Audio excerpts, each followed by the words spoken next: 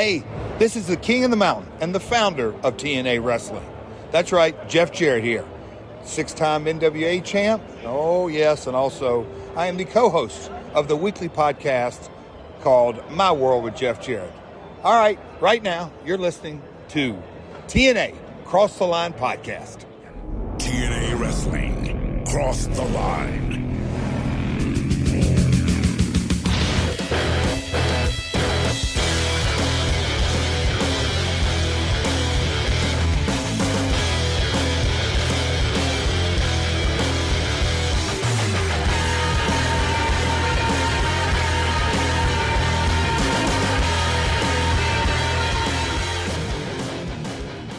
And we're back with episode 375 of the TNA Cross the Line podcast.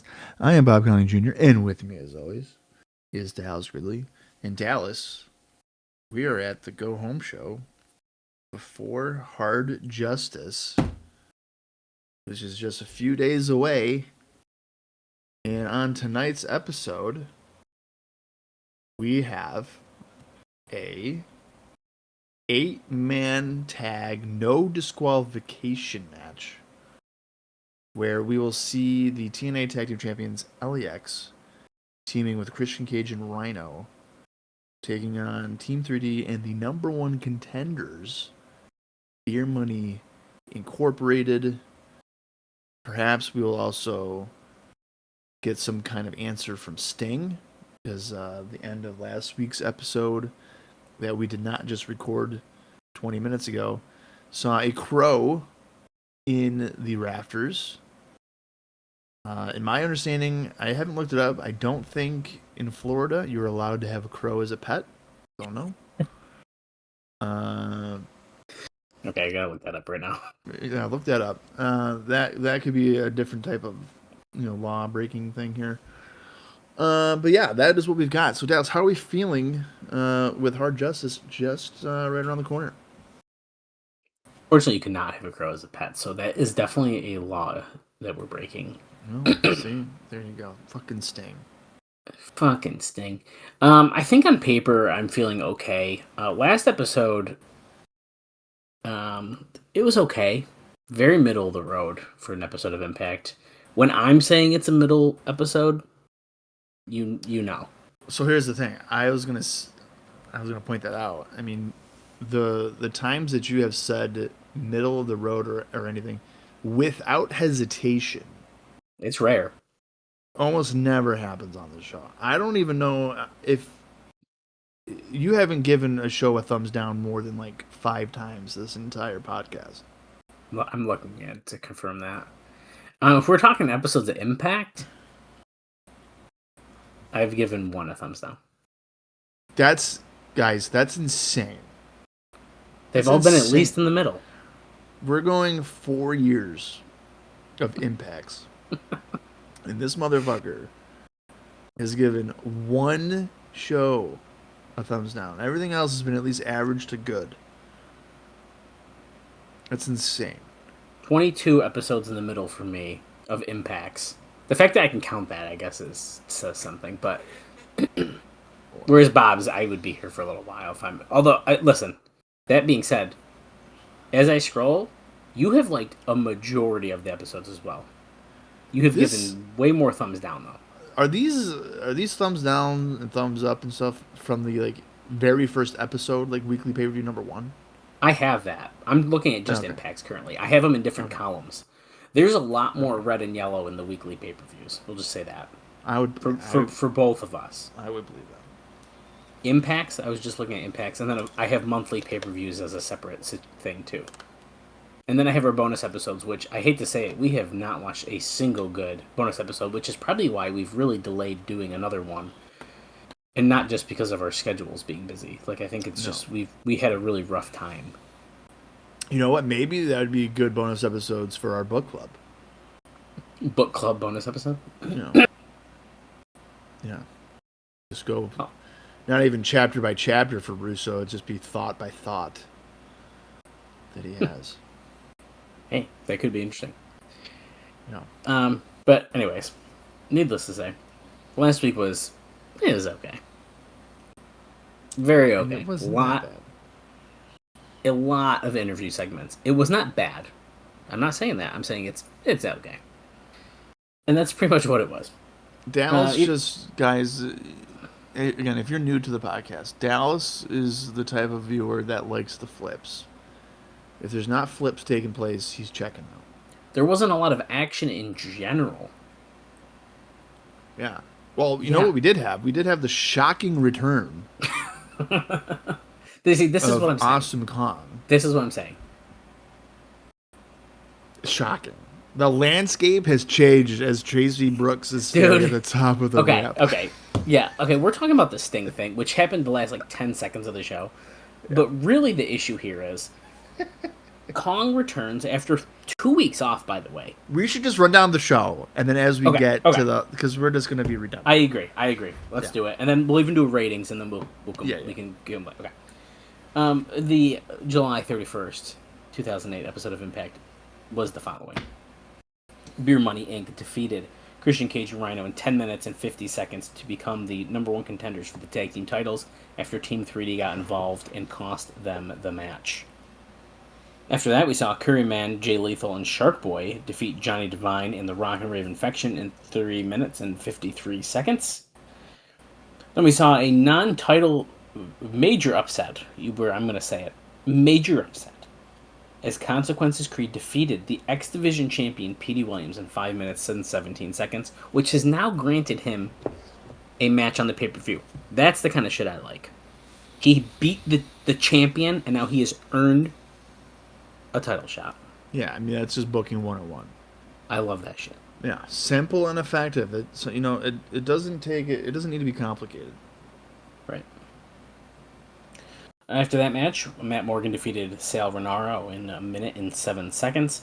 And then finally in the main event, the landscape was changed as Gail Kim and Taylor Wilde defeated the Beautiful People in 9 minutes and 18 seconds with that return of Kong that we were just discussing. And apparently every other knockout. So, let's talk about I even have a little bit of quarters and stuff like that. See, this is perfect. That episode of Impact did a 1.08 rating and 1.6 million viewers. It was the most actual viewers for the show since February. The big audience was 1.36 among male teenagers, followed by a 1.05 in males 35 to 49, which is the best in a long time for that audience. A 0.96 in males 50 plus.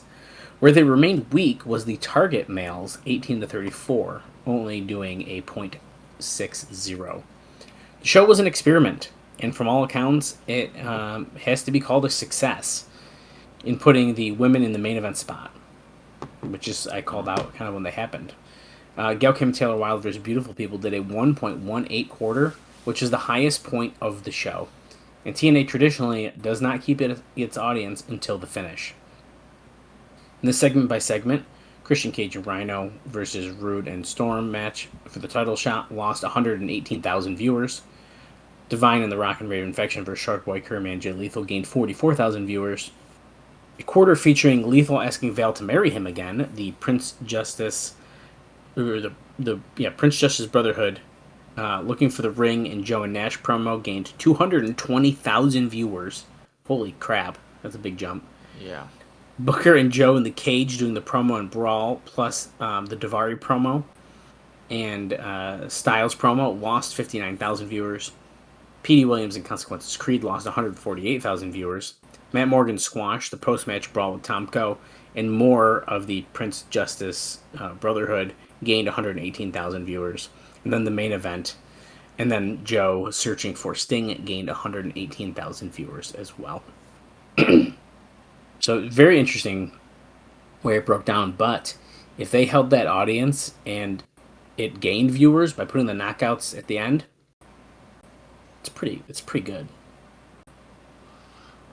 I'm kind of fascinated by this, that the knockouts are so popular, because I mean, you have Kong, Kim, Roxy, ODB.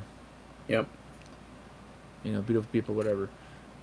It's not like they're putting on 4-star classics. Yeah, I know. I was actually just thinking that too.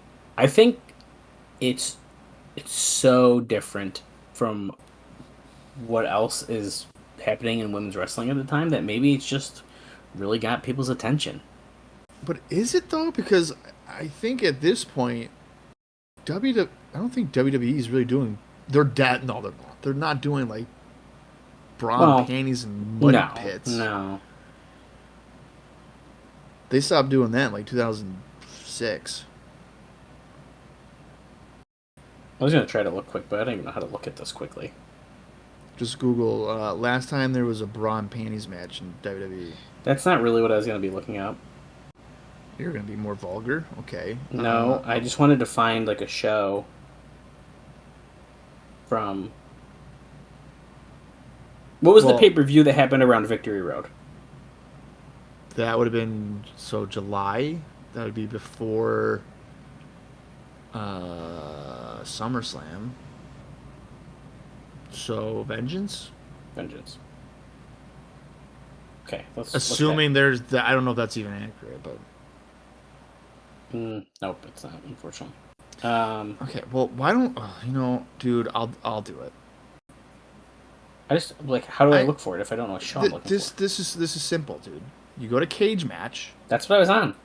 Okay, 3, 4, 5, 6, 7. You click on the month of July. You scroll down and you go, oh, it's Great American Bash, July 20th. Wait, what did you click on? I went to event stats on the WWE page. I scroll all the way down. 2000. Oh, you hit events. Oh, yeah, it's way easier. I don't use that tab. Oh, okay. I use that tab my whole entire existence of using Cage Match. So you go to July, you click on it, and it tells you. Dang, that's good, dude. Yeah, it's way easier than however you were probably doing it. Yeah, it was. You learn something new every day, guys, and this is why I keep Bob around as a friend. Yeah. I can't find Loki's theme music. 12 seconds later, I found it. No, okay. It was, I couldn't find a very specific. Also, where is the pay-per-view on here? It's got the blue dash to the left side of it. That's what that means, huh? Yeah, the green is TV, and then the blue is pay-per-view. You can tell who's on a Cage Match a lot more than the other person. Guys, we're live right now. I know this may seem like we're rambling, but yeah, so the WWE Divas title was Michelle McCool versus Natalya. Which is probably a decent match. I really don't like Michelle McCool, but you're probably right. I agree about the McCool. Okay, but let's go on house show. Let's go on a house show. A random SmackDown ECW house show. Is there a women's match? No. Oh, it's Michelle McCool and Natalya. I should have known. What about the Raw house show? Let's see.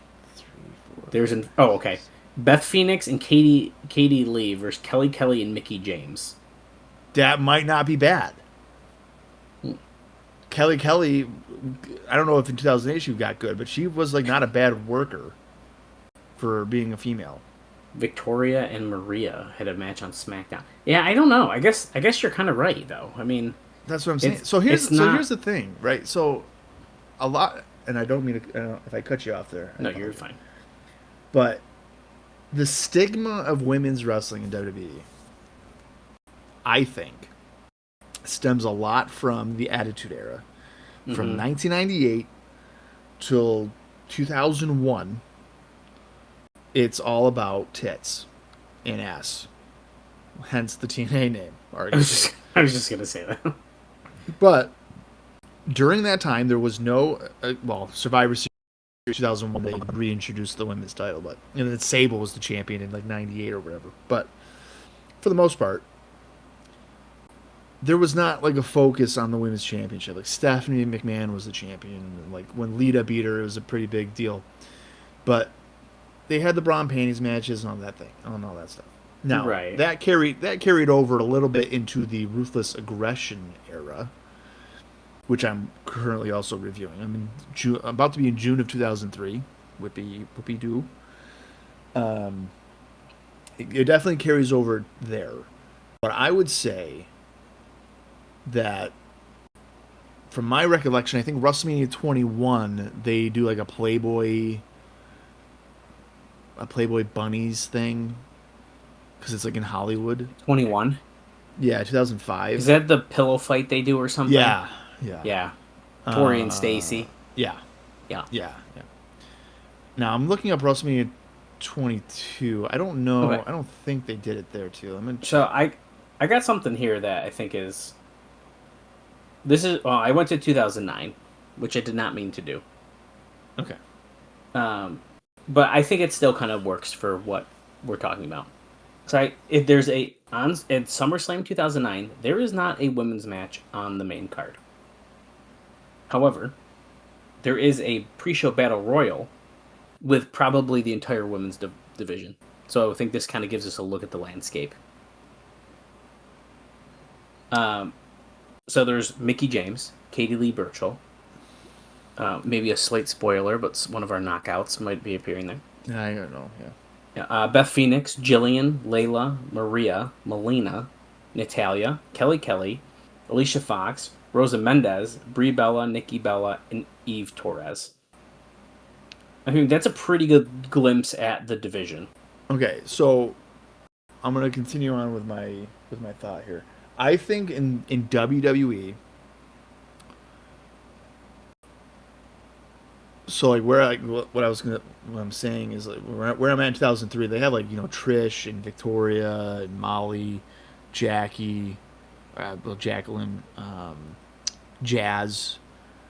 There's a pretty good foundation there. I'm gonna say that when they do the Mickie James storyline where she's stalking Trish, Yeah. I think that is a significant shift into like, hey, we're gonna go away from just doing bra and panties stuff, and we're gonna do like actual storyline wrestling. I think that's probably true, but I mean, I feel like there's. You're gonna hate me for what I'm about to say. Go ahead. I think there's an argument that in terms of the overall depth of each division, that WWE might have a stronger division. Women's division? Yeah.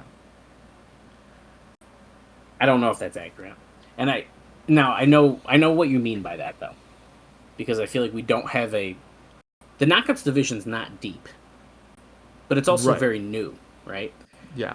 Whereas I think that WWE's women's division, they're not getting a lot of focus. Yeah, there is cases like Mickie and Trish. But they're not. I mean, I just went to SummerSlam 2008 even, just to look back. The only women on the card is in a mixed tag team match. That's it. So they're still not being focused on the way that TNA knockouts are given time. They're given pay-per-view matches. I mean, just even this year, I don't remember. I think it was it before Victory? No, it was at Victory Road. There was 2 knockouts matches on pay-per-view. You're paying for 2 women's matches. That's not happening in WWE right now. No, they're not. But so like I just clicked on a random Raw, and you're right that TNA is giving them more of a showcase because like on this random Raw here, July 28th, 2008. Mickie James wrestled Jillian Hall for a whopping 2 minutes and 35 seconds.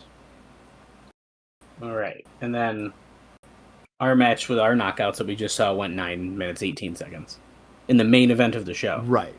So they're getting a lot more of a focus, which I think people misinterpret. I think when the women's revolution is more of the showcasing part. I agree. Women main event WrestleMania, and it took It took a long time, right, for that to happen. In the context of everything, in the 2000s, when you have The Rock and Stone Cold and Cena and all these guys, is like, in the context of it all, could you really picture yourself in 2008 thinking, wow, Mickie James should main event WrestleMania? Yeah, it kind of puts it in a weird spot. I would maybe they shouldn't main event, but maybe they should still be given more time than a couple minutes, even on pay-per-view. Sure, yes, I would absolutely agree with that. I think the whole notion of main eventing WrestleMania was such a forced concept for the whole equal. I think it's a forced concept for anyone. Yeah. Why did CM Punk feel the need that he has got to main event WrestleMania, and then when it was night one, and then everyone was saying, which I'm not ranting about that, because I just saw a clip from Unreal, and he was like, "We're here, it's the main event." And it's like, okay. I mean, you technically already did, but okay. Yeah. I don't know. We're rambling, but I think it's a great point, and I think that the funny part of all this is that our landscape is changing in TNA, as we just saw last week, because Tracy Brooks came out. Well, and that's what I feel like has triggered this conversation. Well, because they were almost teasing the beautiful people last week. Said there's a quote, "Woman, is she ready?" And they're doing quotes and yeah. And they were just talking about Awesome Kong the whole time. To me, we were about to bring someone else new in, almost to replace Moose because of the injury, and they kind of were teamed with her. So I thought that's what we were doing. Yep. Another grungier woman. That's why they're joking that she's not a woman or whatever. To kind of replace that, and that's not what happened. It was just Awesome Kong, and Mike Tenay, credit where it's due, tried his hardest to sell that and be like, "We have, oh my god, she's back," and like, no one reacted crazy because she was gone for 2 weeks. There was a note a couple weeks ago that was like, "We're going to keep her off for like a month, then she'll come back." I think if you waited until after Hard Justice, maybe we could have been like, "Oh shit, Kong's back. Like, she's ready. She's ready for revenge." Yeah, if we had waited for like the Impact after Hard Justice, I probably would have been more like, we haven't seen her in a bit. Yeah. And it would have more of an effect. And now I put into question, what are we doing with these knockouts at Hard Justice? In my head, we were going to see a Velvet Taylor Wilde rematch, and maybe that was Velvet's moment and a new heel champion or something. Now Kong's back, and now all the other knockouts are involved. Are we going to see like a multi-knockout match? I don't know. Probably going to be like a 6-person tag or something. Right, I'm sure. They love doing that. Yeah. My initial thought, but then like the quotations part kind of threw me for a loop. But just like how you were thinking, like to replace the Moose type character, I was thinking maybe there's going to be Daphne, who we've seen obviously when the challenging of Kong. Right. I mean, that would have been cool. Yeah, and I would. But it's not what happened. Yeah, I don't know. Yeah. Very weird. And I think they hyped it up in a really weird way, but what can you do? Well, that all being said, I have just a couple things I wanted to bring up here before we get into our house show notes again, which is weird. Usually 2 weeks in a row we do not have house show notes. But first off, last week we talked about that Kurt Angle TV pilot. And I have another note about that. So Dave says there's another note on the Angle family TV pilot we mentioned last week. Was Kurt talking about having an affair with a woman for 2.5 years while he was in WWE, and that woman threatening to kill Karen. That's on the show? Apparently. Oh my god, what? So he says, funny he should mention that. It was a well-known story in the company about this crazy woman who was said to be stalking Kurt and finding out the hotel that he was staying at in all of those cities, not knowing Kurt actually knew her, let alone that they'd had a lengthy affair. For whatever it's worth, on the TV show, Kurt is portrayed as a driven but excessive person who thinks about his work and sport 24/7 and can't focus on anything else, and Karen is portrayed as akin to a saint for putting up with all of his crap and trying to turn him into a semi-normal father and husband. From what I've heard, this is Dave once again, from another wrestler who is in negotiations regarding a reality show about his life, there is considerable money in this. So for Kurt, it is to his benefit to come across as whacked out as possible in trying to sell the pilot to a major station, since he's the name it's being sold on, and her role is to be a pretty wife who is a saint for putting up with him.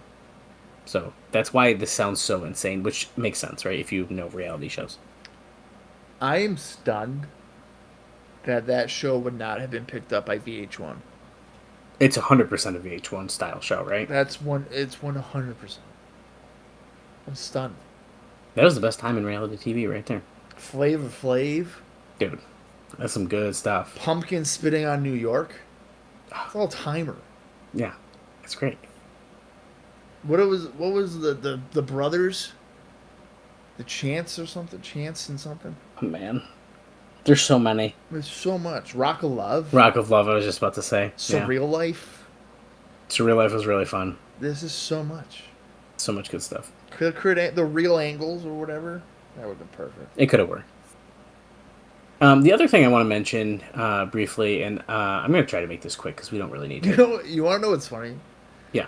Hogan Knows Best, I think, was on VH1, right? It was, yeah, I'm pretty sure. So could you imagine a lineup where it's like Surreal Life at 8, Hogan Knows Best at 8:30, and so at 8:30 you're seeing Hogan begging for sex, and Linda's saying no.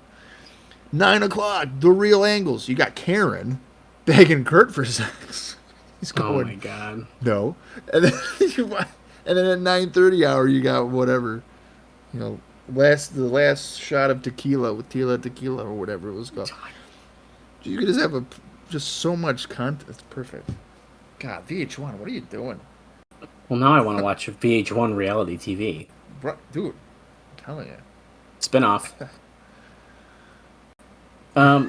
Spin-off. Could you imagine? My God. You know what it is? You know what's funny about that? Is that we could do that. Right? And just watch reality shows. Just watch old reality shows. I would have no idea, aside from the pumpkin incident, I would have really no idea of what I'm watching. Because it's been so long. I would have no idea. I'd think, okay. I Love New York 3. Obviously, the first two didn't work. Oh, right. Well, hey, maybe the third time would work. I don't think it did. But go ahead. So I have a couple names that might be coming in. So, okay. And I say might. It's a very non-issue for us at the moment. The first one, Brian Alvarez mentions in the August 5th article here, because in a shocker, it was announced over the weekend that WWE and Ric Flair had parted ways. Oh, shit. So here we are. And so basically the gist of this is that Flair believes that he can make more money doing conventions and such on the independent scene, plus do TV shows and stuff like that, rather than just working for WWE.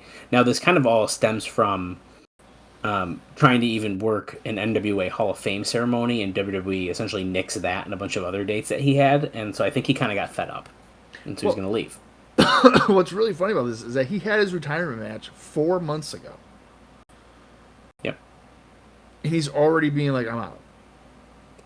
Because I guess they wouldn't let him do stuff. Because he was supposed to be... Let me see if I have it in here. Because it's a lot. There's a lot here, and I only highlighted certain points. Oh yeah, so basically, he tried to do several dates over the past few months, so since his retirement, including the NWA Hall of Fame. WWE nixed all of it. Now, in addition, he's been serving as a goodwill ambassador to the company, and was working far, far more dates than he was when he was an actual wrestler. Though WWE was paying him $500,000 per year, it is likely that in the short term that he can make equal or better money outside of WWE with far less time on the road. So this is kind of where it kind of all came from, essentially. So he thinks that doing conventions, which would be autograph signings. Yes, autographs, maybe doing Photos. Interviews or something, Interviews. Photos, stuff like that. Yeah, Shoot interviews, whatever. yeah, That especially in a at that year, time. Yeah, at that time. In a year, he can make $500,000 Or more. or more. How much And was work Sergeant less. Slaughter charging when we went with Kurt Angle? Oh, at that event, Yeah. a lot, like It was like $100 $100, right? at least. He was pricey. So let's say But you got to remember, sometimes it depends how it's booked. Some conventions, the talent's keeping all that money. Some of them, they're paid a Split. fee to go there. Or Right. they split. It really depends. And that's, I always notice, like I mentioned to you when we just saw Chris Adonis at the One Up show. It was Yeah. cash only.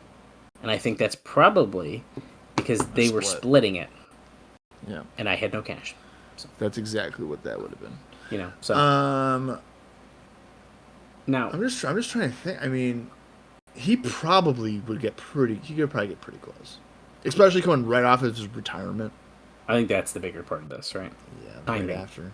That's timing. Yeah.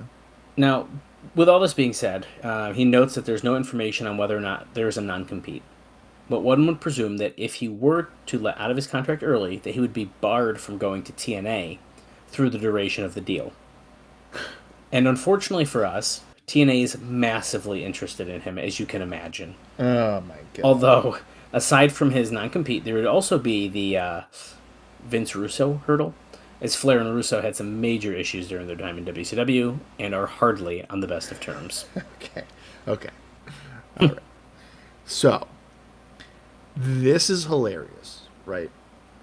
And just shows you how just bizarre this management team is in TNA. And I guess Dixie, maybe Jeff to an extent here. Vince Russo hated the old guard, which would be Flair, Hogan, Sting even. Sting probably lesser extent, but the other two for sure. 8 years ago in WCW. And now they're like... Now we are now 8 years past that, and they're like, yeah, let's bring him in. That'd be great if we could bring him in here. To wrestle? Who is he going to wrestle? Samoa Joe? Obviously Sting's here, so you could revisit that nonsense, but there's Nash, there's Booker, I guess. Right. But outside of like 4 dudes, it's weird. Alex Shelley versus Ric Flair tonight on Impact. Like, no. Hey, we said nothing about him wrestling. He wouldn't. That's got to be what the point of it would be. But he wouldn't do that, would he? No, he wouldn't do that. No, no way. No, he wouldn't. And he especially wouldn't do it with this other person who has a contract that's expiring soon, which is Mick Foley. And if his contract does expire, he would be available for TNA. Although, that being said, it is noted that they've heard zero talk on the TNA side regarding it. He actually got this contract when he told Vince McMahon several years back that he had accepted a deal with TNA. So he did the little lie like Chris Jericho thing. McMahon was upset and offered him a great deal to stay, but apparently their relationship was never the same after that. And now, that being said here, too, actually, I did have another Ric Flair thing to mention because I forgot it was down lower. But remember, this is when Foley was doing commentary.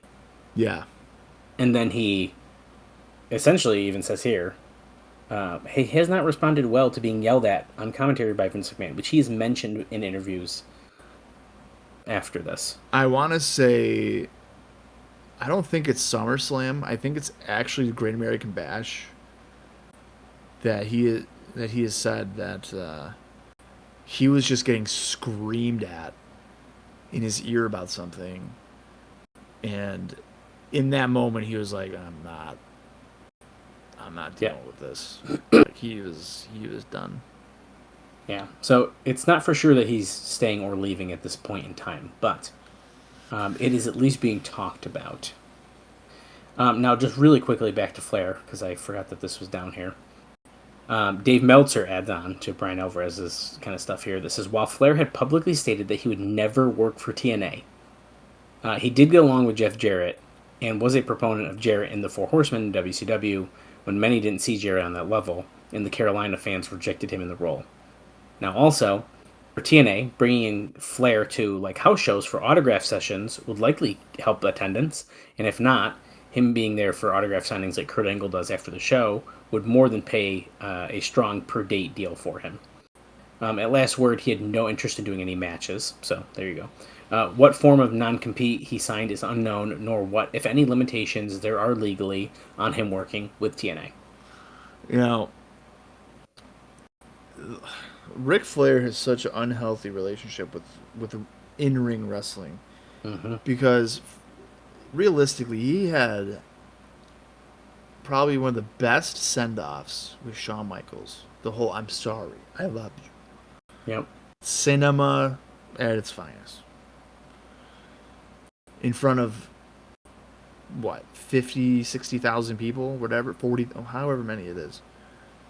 To then have the mindset of like, I miss it, or I can do more, and then you're wrestling, and it's like you potentially would be wrestling in front of 950 fans. Yeah. You know Although what I mean? wasn't It's like that's not to go on a Ric Flair tangent, and we don't really need to, but was he like forced to retire, or was that his choice to be like, well, I'll just do it? I think it was so they had done the storyline where it was like if he loses a match, Oh he must retire. So he beat like Carlito a few times, whatever. I want to say like it was a matter of him being like, I think I'm gonna like slow down. I think I'm good. I don't think it was a force. Okay. But then it's just like any like Terry Funk retiring. Then they're like, well, what else can I do? I miss the energy of the crowd, which I get. You know, you have that adrenaline rush and that, you know, you have thousands of fans yelling for you, wooing, and then suddenly it's all gone. And that's going to be a shock to your system. Right. But to go from an extreme of like each week at minimum like 15,000 fans at a Raw or SmackDown or whatever, pay-per-views doing double, triple that, to go to Impact where they're fucking raising the alarms when they're drawing 3,000 people in Canada. Right. Seems just, I don't know. Yeah. Very interesting. I was actually looking at when I was reading this, I was looking at his last few matches, Ric Flair that is. And obviously we know they did the whole show, which the undercard was very good, and then they had the match. But his last match before that was on an episode of Impact in 2011, where Sting beat him. Of course it was Sting. In 14 minutes and 54 seconds. You had a 14-minute match? Mm-hmm. Wow. It's just, dude, it's so bizarre looking at this, though. Because then before that, it's like a Lethal Lockdown. Like, okay, whatever. Right. Which is also kind of funny. But then the one match before that is a 3-way street fight between Ric Flair, AJ Styles, and Matt Hardy. And Ric Flair won. The fuck is Matt Hardy doing in it? That's what I mean. Very interesting. But anyways, it's wrestling for you. That's wrestling. That's enough Ric Flair for me. Bob, let's talk about those house shows. Yeah, we might as well. It looks like we're starting August 1st. We're in Corpus Christi, Texas, at the American Bake Center. Cage Match is reporting 2,200 for attendance. And the results of the show saw Rey Bucanero and Ultimo Guerrero defeating Jay Lethal and Kaz and the team of Petey Williams and Sonjay Dutt in a 3-way tag. And as we've noted before, Kaz said he quit TNA officially last week on Impact. And I'm no mathematician, but August 1st is after July 31st. So it looks like he maybe has some obligations or something. And he's deciding to lose some more before he officially departs. James Storm defeated Shark Boy. TNA Knockout Champion Taylor Wilde defeated Awesome Kong and Jacqueline to retain the title. LAX retained the TNA Tag Team Championships by defeating Team 3D. TNA World Champion Samoa Joe retained against Abyss. And in the main event, AJ Styles defeated Kurt Angle. I'm going to have you actually just go through all the house shows, and then I'll just say my notes after. I don't really have a lot for each one. All right, then. Let's go to August 2nd in Laredo, Texas, at the Laredo Entertainment Center. Cage Match is reporting 1,200 fans. It looks like... Okay, guys, it's the same card. That's why I don't think I have much. In the same exact results. I am not going to do that to myself. Yeah. So there's that. And then, is that it? Did I miss one? So no. There's one in Ashbury Park. But that's That's after this show. Oh yeah, because what's the date of this? That's next then. Okay, perfect. I was gonna say I don't have any notes for that, so yeah, that'll be on next episode. Perfect. All right, cool. I didn't want to spoil. No, because I was confused here too. So okay, good. So what I have for notes here, and that, like I said, it was the same thing. I think that's why I have very little. But Corpus Christi drew 2,200, and then Laredo drew 1,200. I think you mentioned those numbers, though. Corpus has been a strong wrestling market for decades, so doing well above average doesn't surprise Dave, he says. And Laredo has been an awesome WWE market in the past few years. So I'd have expected a bigger crowd there, he says. He just mentions Kaz, the situation really in the Corpus Christi notes, nothing besides besides the results. Now in the Laredo, had the same results as Bob already noted. Styles beat Angle in a long match by escaping the ankle lock and turning it into a Styles clash. Angle didn't seem himself, he notes, battling injuries, and I guess the crowd noticed and gave him a thank you, Kurt chant at the end of the match, which as a heel, he seemed touched by. He then gave his usual post-show thank you speech to the fans. Joe pinning Abyss in the title match, kicking the chair in his face. They seem to really like that spot in the house shows. He said before the match that Booker refused to come to Laredo and issued an open challenge to anyone in the back, and that's why Abyss ended up being the one he fought there. Kind of strange that Booker didn't work the Texas house shows, Dave notes. LAX was by far the most overact, beating Team 3D. Hector Guerrero did work the tour, so he was there managing them. Shark Boy injured his knee because he needed help from the ref getting out of the ring. His knee is being looked at this week, but he's expected to be fine for the TVs in the following week after the pay-per-view. And he wasn't even booked to wrestle on the pay-per-view at Last Word anyways, so that's fine. Also, Ultimo Guerrero and Rey Bucanero were also way over, and the three-way opener was said to be great, as an elimination where Williams pinning Kaz with a destroyer, followed by Guerrero pinning Williams to win the match. Loud chants of Mexico in the match, and then Storm pinned Shark Boy by pouring beer in his eyes and using his super kick. So he just really got him good at that one. All right. Well, is that all there is for the pre-show then? That's our pre-show notes. We have a few things to talk about during the show, and this is gonna sound a little crazy, Bob. I have post-show notes. Okay. Yeah, it's kind of weird. That's a first. All right, well, let's get into the August 7th, 2008 edition of TNA Impact. If you want to watch along with us, head over to TNA Plus, or if you have it in your own personal collection, that's going to do the trick as well. I'm going to count down from 3. When I say play, that is when the live watch shall begin. So here we go. 3, 2, 1, play. And as we're kicking off here, there is a dark match listed on Cage Match. It is Shark Boy and Super Eric defeating Johnny Devine and Petey Williams. So just noting that. And of course, we're going to see our highlights from last week. Really hyping up this multi-man no disqualification match, I see. We're going to introduce a new element. Somebody's going through a table, and then remember he said, maybe a glass table.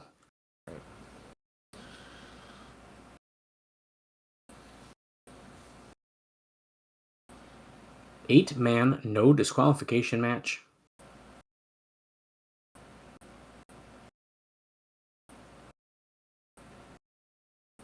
We'll see who finally ends who.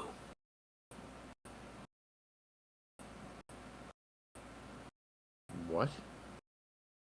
AJ Styles, Kurt Angle, Booker T, Samoa Joe, and many more. 2-hour bloodbath. So, you think we're going to see blood on TV, though? Oh, have they been stopping that? I feel like we haven't seen purposeful blood in a while on TV. Oh, we're even doing... Okay, this is what we did last week, too. Yeah. Are they changing the opening to a video game, guys? We gotta hype up the game.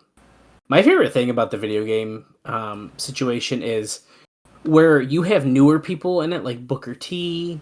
I can't think of who else off the top of my head. But what I'm getting at here is that Sting is specifically in his Bound for Glory 2006 gear. That's how long the game was in development. Oh, wow. Where are you, Sting? Hey, I just noticed something, Bob. Yeah. This is the second episode in a row that was not titled. Oh. Oh, because they had been doing that. They've been doing the titles. Well, this episode's going to be called Where Are You, Sting? I'm telling you right now. There you go. Mike Tenay's in the ring, piping up.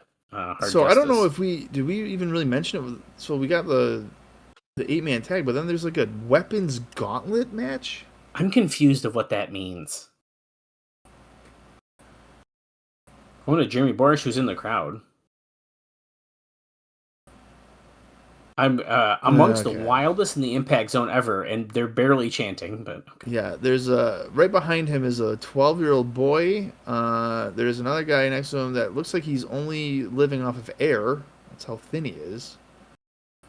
So I don't know if this is really that wild.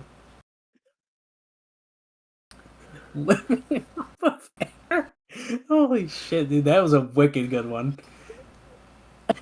BG James is with Lauren in the crowd too. They did this at the pay-per-view. They don't know what. Oh shit, they did, yeah. They don't know what else to pay him for, so they're like, "Can you go talk like, with Lauren in the crowd and hype people up?" Yeah, hey BG, we're paying you like $350,000 a year. There's no way they're making that. Can you just do something out there? I think that BG is the new Jimmy Hart. I'm saying it. Get the fans into the building. Oh my god, he's the Jimmy Hart to Jarrett's Hogan? Dude. That's honestly kind of accurate. You're not wrong. Okay, they're really hyping up the violence, and then we start off with Tracy Brooks. Tracy Brooks, who's changed the landscape of the Knockouts division. She's a fucking ref, dude. Oh my. She's a Wait, referee. they just said we're doing a Knockouts Bimbo Brawl. Isn't that Moose's match? It is. She's gonna come hobbling out with the air cast on her broken femur. So, interesting note. They've pointed out, and I forgot about this, that Tracy has been lobbying with Jim Cornette to be in control of the Knockouts division.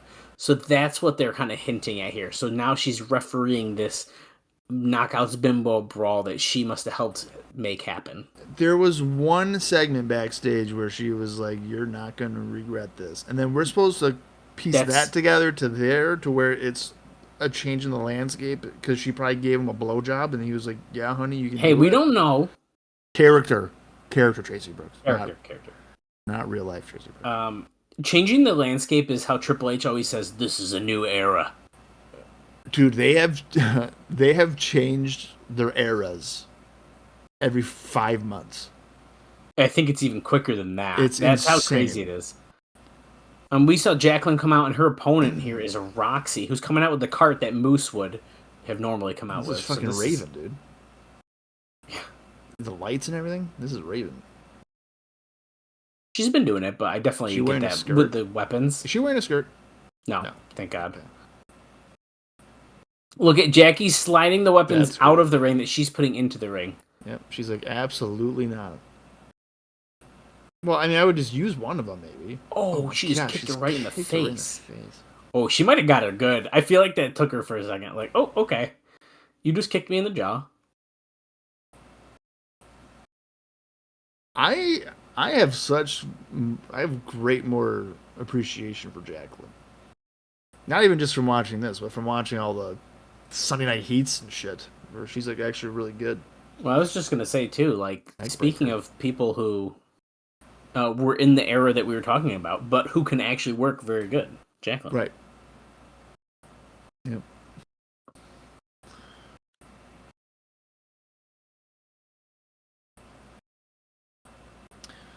Roxy throwing Jacqueline to the floor. I think what really probably gets to me too is when the WWE universe puts over all their women wrestlers now and how they're so much better than the old timers. Part of the point there too is like if you were to give Molly Holly and Victoria 15 minutes on pay-per-view, right, instead of 4.5. Yeah, I mean it's a great point. You're probably gonna get pretty fucking good wrestling. I feel like in WWE, I can't tell the difference between anyone anymore. The only thing that keeps them apart is that they have different hair color. That's the one thing that in general, really, is what has made me tune out of wrestling, I think. Arguably everybody's working the same style of wrestling. Yeah, I mean, it's fair to say. I mean, that even really applies to AEW. And out of the two, I certainly prefer AEW. It's more of what I would consume. But I remember. Well, here's Roxy's working on Jacqueline, but Boom! Right into the fucking chair. Raven, dude. It's Raven. Raven must be the agent for this. That's actually hilarious because that's the exact spot he would set up the chair and he'd take the drop to hold into it. Right. Yeah. So, what was I talking? Oh, I remember early on in AEW. Well, relatively early. I'm watching the show. I'm enjoying it, and I see Wardlow does like this crazy dive for a man his size to the floor. And initially, I was like, wow, that was like great. But I'm also like, why is he doing that? Against like a smaller opponent. Yeah, but people like Undertaker do dives. But like, why? I don't know. That's but like another saying, example of like jumping the shark, dude. It's like, what are you doing? Because it's cool. Why is Undertaker doing a suicide dive on the market? I don't know. What do we? That's not what we're supposed to do. That's kind of cool. It's kind of cool, but then on the same show, you're seeing guys do that 40 times on a show. Keeps getting cooler, man. No, man, like it's crazy. There's times even now where I'll watch something from the 90s, and I don't know how many times. Let's say I'm watching the ECW house show. Nice suplex here by Jacqueline. Let's say I'm watching the ECW house show from like 1999. You know how many times these fuckers are doing cross bodies to the floor? Like, at least half a dozen times, and by the fourth one, it's like do something more than just a cross body, dude. Like you gotta do something more. Oh shit! Voodoo drop. Oh my god, that's it. Yeah, that's a good finish. Dare I say that Jacqueline might have been too small to hit that move on? I feel like she struggled getting her in it. Well, her arm might not have been long enough. Well, Roxy gets the win. That was a fun little brawl to kick us off. That wasn't bad. I'll take that over Team 3D starting my show. Well, don't worry. We're going to hear from them soon. But right now, we're going to talk to Christian Cage and Rhino. Do you really realize what you signed up for tonight in this 8-man tag? We're gonna keep hearing about this match, dude, until it happens. I just feel like they're going to keep being like, there's this 8-man no disqualification match tonight. As if he has not challenged them to a street fight. That's what I'm saying. 3 days.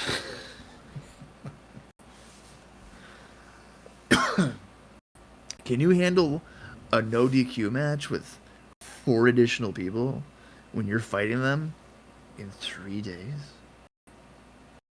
What's gonna happen in 3 days? I want to see somebody wearing that Christian Cage shirt. No one is ever going to wear that. Dude. With that green shirt, I need to see somebody who's actually purchased them.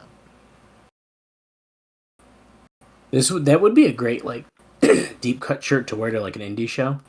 To see if anyone comments on, is that a 2008 Christian Cage shirt? When we went to the TNA tapings, there was somebody wearing the AJ Jizz shirt.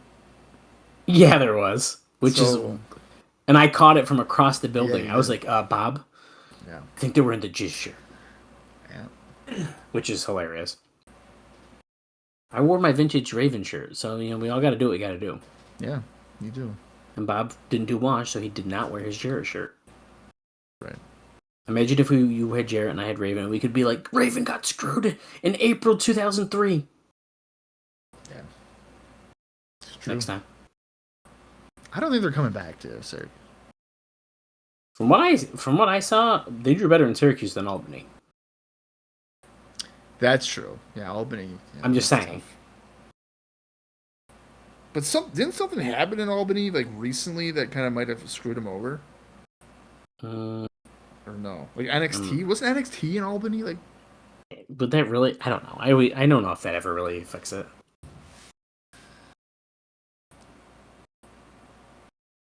Even if I was watching NXT, I still think I'd go to TNA if I was going to pick one. Oh, I'd yeah. go to TNA. This isn't like 2018 NXT. Exactly. Gore, gore, gore. Rhino, I'm talking so much my throat is clogging. Okay, so here I'm gonna put my Booker hat on, and I would be thinking right now in about 7 years I would have Samoa Joe and Rhino team up as two old men, two angry men, Oh. because they're just always angry. Okay, so we are backstage. JB is with SoCal Val, who is looking distressed all of a sudden about her wedding band, and Super Eric is coming in to update about it. Has it been found? Did you find it? Super Eric, did you find it? We found your precious stone. It's with the one who abducted it, ma'am. Haji? What? I believe you call him the guru. Oh my god, the reveal. Sonjay wouldn't do that, she says. You find Sonjay, you find the missing ring, and he whips the cape at him and runs away. Jesus. Speak of the devil, he's out of the hospital, it looks like. He's healthy. He's back. The landscape has changed in the X division. He does not have the kids with him. That's disappointing. He's also looks a little he's flower petals. He's been doing that, but he's not wearing like the head bandana now, and I feel like he's pulling back on his look a little bit. Do you think he's not wearing the headband because of Davari? That is a great question. So I feel like he was wearing it because he's kind of balding a little bit, but I mean, he's been balding since 2004. That's what I know. I agree. Well, he's hot and he's spicy, and his opponent tastes great. He wants to show the knockouts how delicious he is after the show. He wanted to show Angelina Love, specifically. Yeah, he wanted action, action, action, action, action, action. I'm gonna do that after. Is he gonna keep that hat on? No, he's not. After we're done recording, I'm gonna be like, "Hey, action, action, action, action." You let me know if that. Yeah, let me know if that works. It's not gonna work. In fact, I'll be asked, "What does that even mean?" For sure. And you're gonna have to explain that it's Curry Man asking a TNA knockout if she wants to have sex. It's really hard to explain Curry Man to someone who doesn't know. Yeah. I'm sure it is. It might be hard to explain to who Curry Man is to people who do know. I agree with that too. Well, this match is kicked off.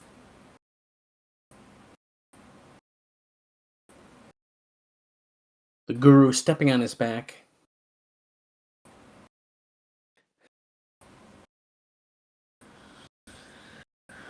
Is she blinded by the light of Sonjay Dutt? Yes, the black tie brawl and chain match coming up at Hard Justice.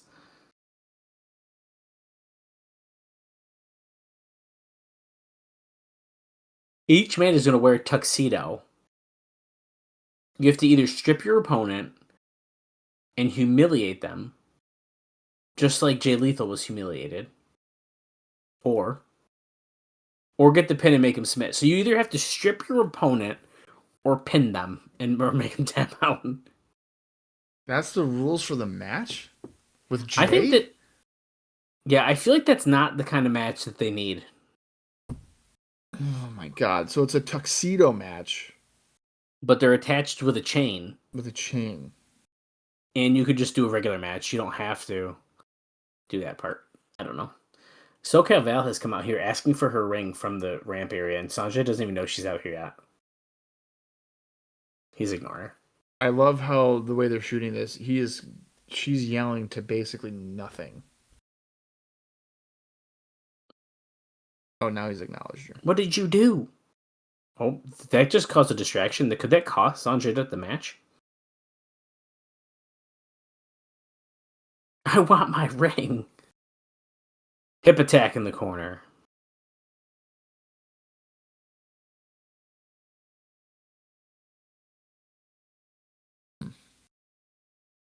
Breaks the ice of Curry, man.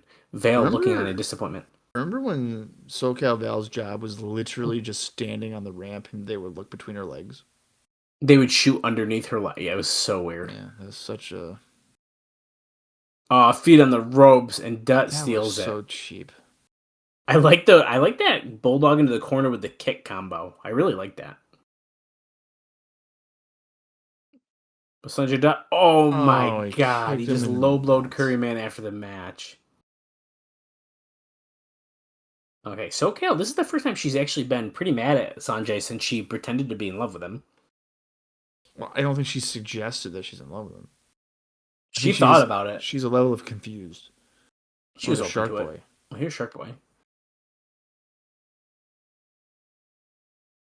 Is he gonna have the ring on him like an idiot? It's probably in his trunks. That's what I'm thinking. It's right on his little weenie, and they gotta take it off. Oh my god. Super Eric.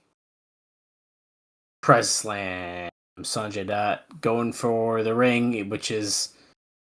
In fact, in his trunks. Yeah, we're in his trunks.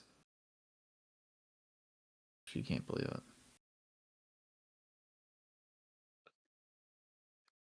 And Super Eric, I don't look like he's proposing to her. You had it the whole time? Sanjay's on the mic.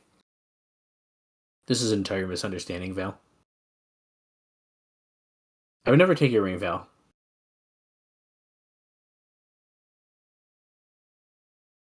She's very upset. Oh, when she visited him in the hospital, it fell, and he picked it up. I believe him. I've had it ever since, he said. I believe him.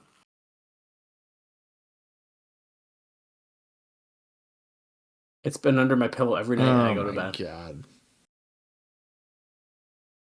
I thought you left the ring on purpose. Oh. That you were ready to leave Jay and come to me. Okay, so now he's exposed his intention.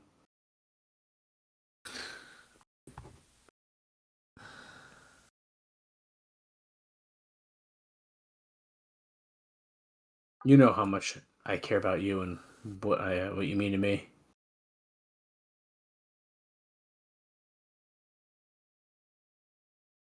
Oh, he's thrilled you got your ring back. Okay, see, everything's good, man.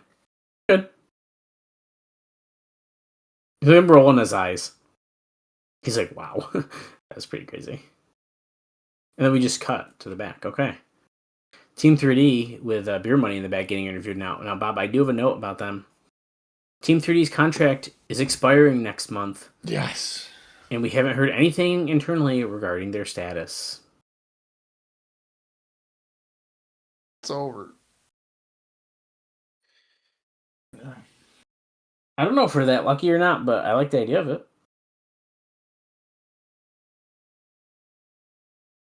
Christian Rhino LAX. No disqualifications. Let me remind you. I like how this promo started off with Brother Ray telling Lauren that he's heard that she's boring in bed. And she's genuinely insulted by that. Well, yeah. As if she would pride herself on not being boring in bed. I heard you're boring.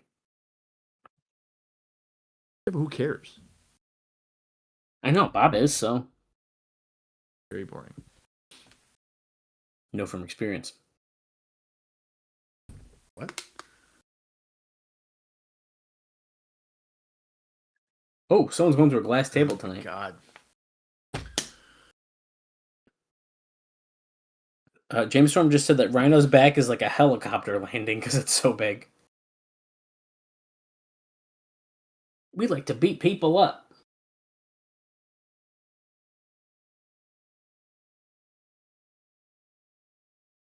You want to step in the ring tonight with the greatest tag team of all time? And the future TNA Tag Team Champions. You're just going to get hurt. Sorry. About your damn luck.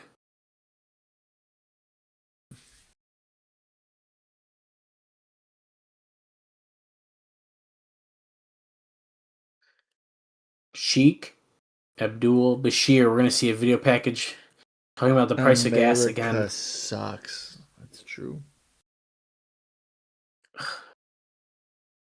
You're cocky and arrogant. Isn't he's also like American though, isn't he? Yeah, they always are, dude. Right. It's And, nothing like, new. Fucking Muhammad Hassan was an Italian guy from Syracuse. Like, give me a break. That's right. Well, during this, since he's just saying the same stuff as last time, as part of the office expansion for TNA, they haven't nearly completed a 20,000 square foot TV studio in Nashville, which will include in-house DVD production, stand-up sets, place to house the tape library and merchandise. The new setup should be ready in September and October, and they'll do a lot of pre-tapes during the week in that studio. They've added new office space in the building they lease as well. The company is doing very well financially to the point that they are now paying Panda Energy back on the tens of millions that they put into the company the first few years before it started breaking even.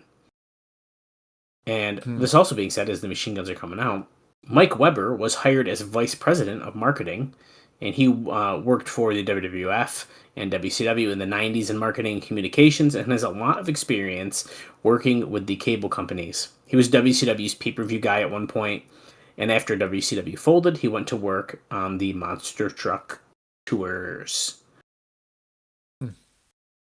So I think that all that off expansion stuff is kind of interesting because recently we heard that people were either, hey, you relocate or you're going to get fired, and I think this is kind of part of that. Who had to relocate? I don't know, office people.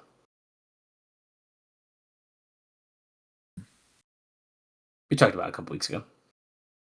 Didn't that happen to Mortimer Plumtree? Remember? Yeah, it did happen to him as well. And he had just. Oh no! What happened? He got an apartment and moved, and then they fired him. And they fired him. Yeah. I think I saw that he was the person who gave some of that camcorder footage to the Dark Side of the Ring, which is really cool. What a deep cut. Mortimer Plumtree, man, he could have been a good one if he wasn't given the Dix. I agree. Angle there. I totally agree. Johnson's. He was. I mean, for fuck's sakes, he was AJ Styles' manager for a little bit. Yeah, that's crazy. We were about to see the Motor City Machine Guns against Jay Lethal and Consequences Creed. Is this not an all faces match or what? Isn't everyone a babyface in this? I'm kind of confused as to why this is happening. First of all, the last or 2 segments ago, Sonjay Dutt was out there about the ring. Lethal didn't even come out. I was really wondering about that.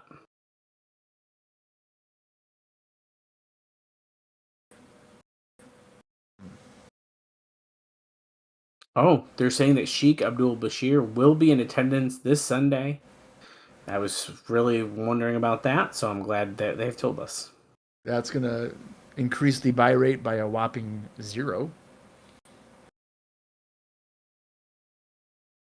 Do you think there's anybody watching the Impact that heard that and said, I need to get hard justice because Sheik Abdul Bashir is going to be Not a single one. What if there was just one? If there's one, I'm impressed. I mean, I always think about this. Like, I almost want to say that everyone is someone's favorite wrestler. I mean, probably, yeah. Right? Sure. Like, Sheik Abdul Bashir, as that character, is probably someone's favorite wrestler. Or, who's another one? I bet you someone's favorite wrestler is Johnny Devine. I would think his mom. Yeah. A grandmother. But you think about, maybe that's like the first wrestler you remember seeing. And it's like, that's my guy. Johnny Devine. For a good amount of time, Virgil was my favorite. That's what I'm saying. Yeah. And no one else has said that besides you. So this is what I mean. In a time when there was Bret Hart, Shawn Michaels, British Bulldog, Bob Goes, Virgil. Yeah. Creed and Lethal laying in the punches on Sabin here. Boom. Although, to be fair, I mean, he wasn't my number one. I mean, Randy Savage was my number one. For what? Randy Savage was my number one. Okay. But Virgil was, top three.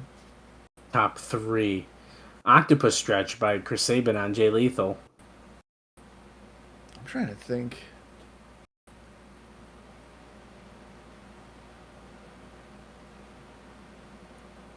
Savage. Well, yeah, probably Brett. Yeah, so probably was Savage, Brett, Virgil. Savage, Brett, and Virgil. That is a crazy combo. Yeah. I remember. I'm probably the only person talking about Virgil matches during this match. Ain't that the truth? Because this has been a pretty good match. Machine Guns, look at that. Launching himself, the Sabin, off the back of Shelley. Shelley going for crossbody on the floor. Bob's favorite, apparently. Taking out Jay Lethal. I should start doing on Hard Justice. I should do a tally for how many times there's a crossbody to the floor. I don't like crossbodies to the floor. I think they're lame. Oh, so that proves my point. Give me a tope. I want it to look crazy, like you're about to launch into the crowd. Dude, there was one on it doesn't really matter, I guess, the date, but there was a ECW show I was watching, and the action was just, it was going pretty good. And like, it was Chris Chetty against somebody.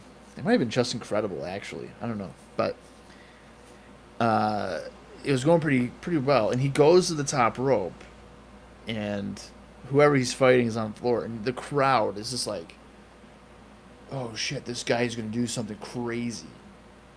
Like a somersault. Because he would do a somersault. Sometimes he would do a double jump moonsault.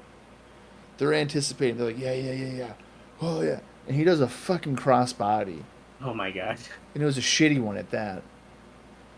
And you could just hear and sense the crowd just go from here. Just went, God. nothing. Yeah, that's crazy. There's 2 dives that I think about all the time when I was in the crowd. First one is Brian Fury against Human Tornado at a 2CW show. Because Human Tornado almost killed me. I know what the second one is. The second one's the big one that we all almost died at. Yeah. KM against Kenny Omega, Pro Wrestling Syndicate. And KM goes, he literally right in front of us, he goes, move. And I was like, and you look yes, up. sir. I looked up and I just saw him flying. I was like, holy shit. That was nuts. I mean, absolutely insane. In this little building in New Jersey. Yep. That's the show that we first saw MJF before we even knew who MJF was. Yep. New Jack was there. New Jack was there. Rey Mysterio, Blazing Red. What the fuck was that show? That show was insane. Yep. Oh, Lethal gets Shelley out of the ring, goes after Sabin. That was like Consequences Creed. that was a 5-hour ride that was totally worth it. Was the whole reason for that was Omega? Yeah, it was, because I remember it was kind of my idea, because Omega was only wrestling in Japan at the time. Right. And all of a sudden, hey, I'm going to be in New Jersey. And I said, Austin, would you like to go to this show? He said, yeah. I said, okay, we're in. TKO here by Creed on He won. Shelley. Well, he didn't win, I guess, technically last week. But he clearly was using it as a finish, I feel like. But he just got it kicked out on again. It's not really a finish if you're over 2. That's what I was just about to say. Maybe he's perfecting it. Oh, Creed across the knees of Sabin as Shelley goes up to the top. Midsection exposed. Oh, senton. Goes for the cover. That could have been it, but Lethal broke it up. This is a really good tag team match. What a surprise. Whoa, Lethal getting a little fancy here. Up and over, then the little backflip lands on his feet. Stopped by Shelley. Ooh. Back handspring, but countered by the Machine Gun's Top double rope crossbody. Nope. Let's kick out 2. You cannot pin both Machine Guns at one time. That That is not counts as allowed. 2 crossbodies, so we're at 3 just in this match. That does not count as 2 crossbodies. Yeah, it does. There's a single body that was crossed in the air. That was counts. nice. That's 4. That does not count. That was like not a crossbody. That was like tope. Creed going for something. Kick to the midsection by Shelley. Sliced bread? No. Head right into the corner. Roll up. Well, he gets the one with the roll up, and holy fuck, do we love booking roll up finishes in this company. I was just going to say, so Taylor Wilde and Consequences Creed do not have finishing moves. No, they must not, right? There's Even, no way. well, okay, it's not a roll up technically. But Sonjay Dutt has only been winning by putting his feet on the rope recently. He just did a couple weeks ago, too. So, I'm just, Right. I don't know. Well, honestly, Creed needed the win because he is fighting Whit Williams at the pay-per-view, so it's a big win for him. Yeah. Gives him a little bit of momentum. Everyone's shaking hands. Sportsmanship. This is the code of honor. You're supposed to do this before the match, but you know, you got to do what you got to do. Oh. Shelley just pushed Creed. He did not shake his hand. Oh, we're going to Karen's angle now. Now Tomko should be there because he's going to make her life a living hell. Nope. It's Frank Trick. Why He's would currently we do training this? to be a part of the TNA roster. Why is she having people on her show that are friends with Kurt? Oh. Because Spike asked them to do the interview, she just said. Oh. That's wicked funny. That they knew that you were going to be one of those people who were going to say that.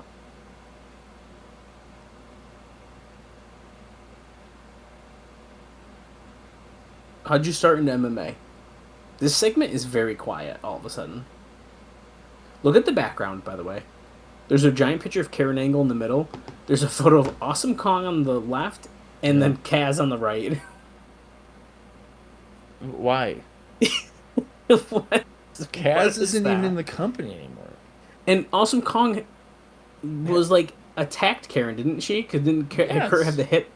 So what are these photos?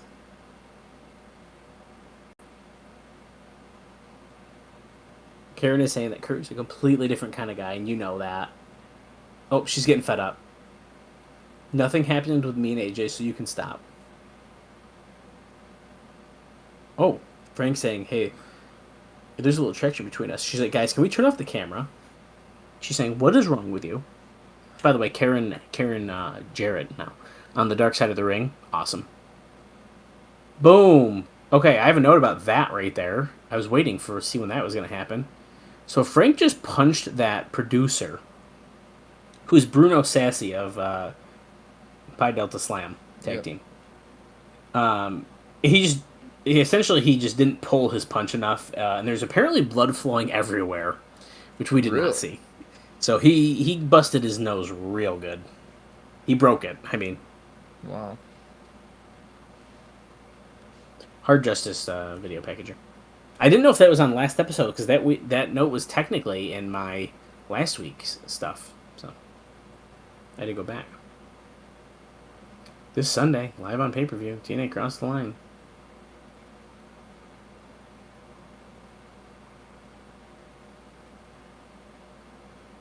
To me, that looked more like he didn't aim for like his like pin area and kind of slipped and hit his nose more than like didn't pull it. But Yeah, because I feel like he was supposed to maybe hit him on the neck or something. yeah.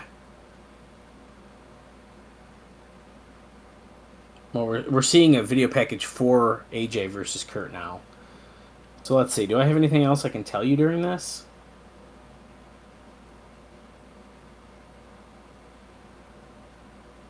I can tell you that TNA is likely adding Ireland to the list of countries that they're visiting on their upcoming European tour. They've already announced the dates for Great Britain and Scotland for January. So we're just going all over the UK.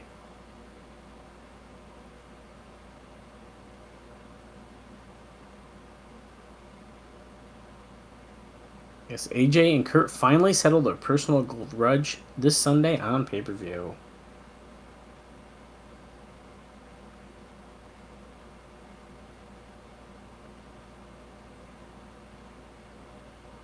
LAX, Beer Money Inc. Tag Team title match. Consequences Creed P. Williams for the X Division title.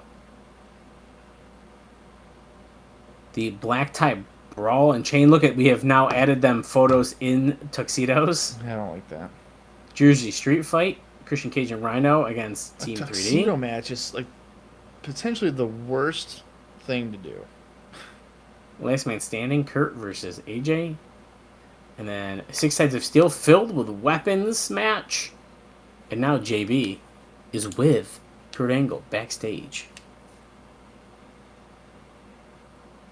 You against the phenomenal one, AJ Styles, in a Last Man Standing matchup.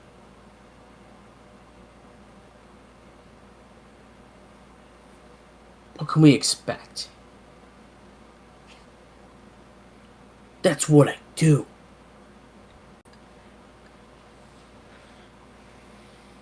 AJ, you want to turn this into a Last Man Standing match? Is that what you really want? After all you put me through?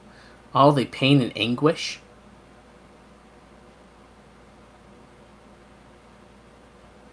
I won't be responsible for what I do to you.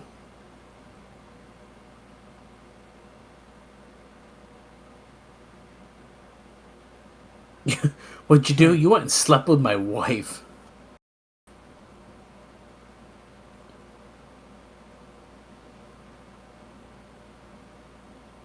I'm gonna come at you like I've never came at anyone before. That's where I got that shirt idea from, I think.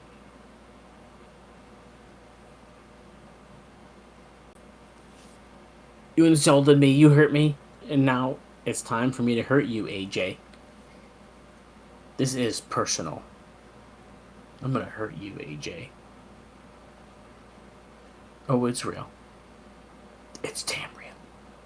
Commercial, and we're back. Beautiful People in Awesome Kong meet Gail Kim, Taylor Wilde, and Gail Kim. Or did I say that wrong? Hold on. Beautiful People and Awesome Kong, Taylor Wilde, ODB, Gail Kim. Yeah. So Bob was right. 6 women tag team match. So Go away, Lauren. You are boring in bed.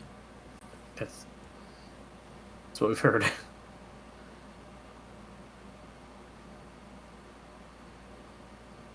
Beautiful People are yelling at Lauren. We'll gladly beat you down and bag you. But we have bigger sluts to fry.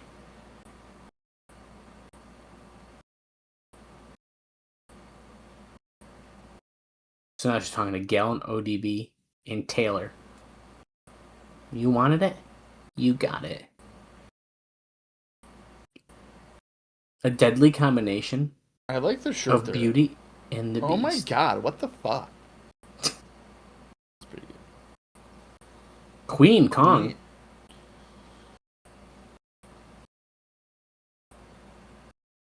You're gonna have to call in the military to stop this carnage at Hard Justice. She's an animal. Oh my god.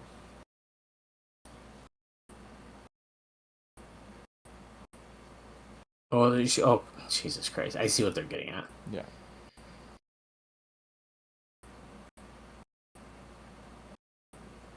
She loves obnoxious dirty biatches, plain white bread, and Chinese, is what they said.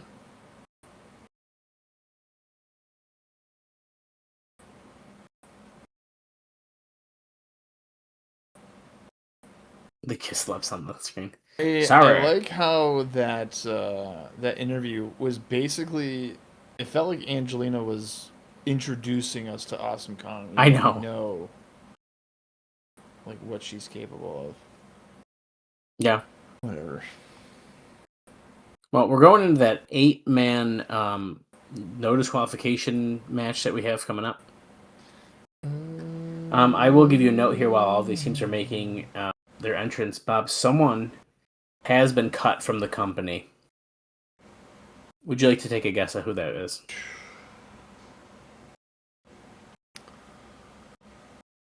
I mean, yes, I am gonna guess. They've been cut from the company. Have we seen them recently? Not really.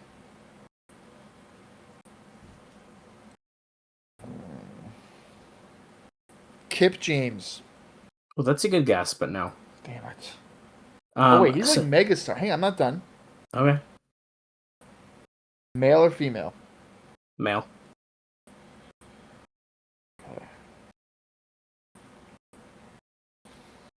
Um, 2008. Who the fuck would get fired in 2008? Yeah, it's a tough question. I'm not gonna lie.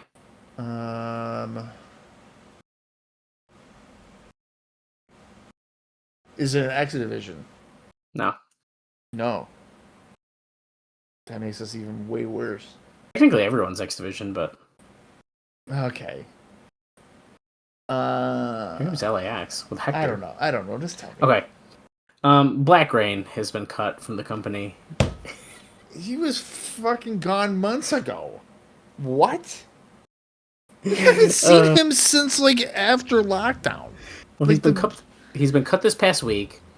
Although it was just a formality since he hasn't been used in a long time, and there's been no talks of doing anything with him.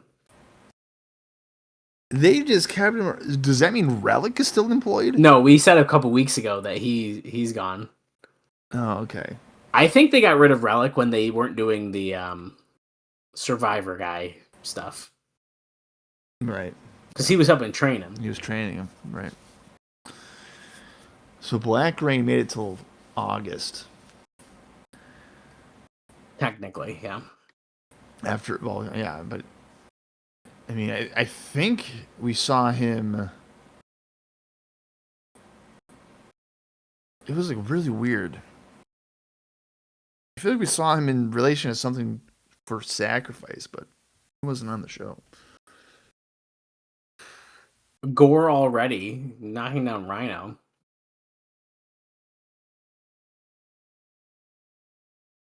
Okay, he's just goring everyone. And he's not going to beat any of them. If you're following along with us, we're at 44 minutes and 55 seconds. I will already say that this episode is going significantly faster for me than our last episode. Yeah. And it's because there's not a million interview segments slowing down the pace of the show. Hey, guess what that was? I mean, it was, but barely. Hey, guess what that is? That's not a crossbody. That's a fucking crossbody. No. An over-the-top rope suicide dive is a fucking crossbody. Get out of here. No, it's not. A crossbody to the floor is when you have to do like a slingshot. You can't just do it. You can climb to the top of the rope. You can climb, but you can't do a dive crossbody. Sure you can. I've seen AJ Styles do it. Well, he's different. Well.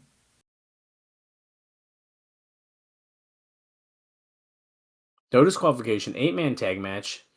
LAX, Hernandez taking out both members of Beer Money. Hernandez with a slingshot crossbody. Hernandez getting split up, potentially, from Homicide so he can be the world champion. But he can't cut a promo. Nope.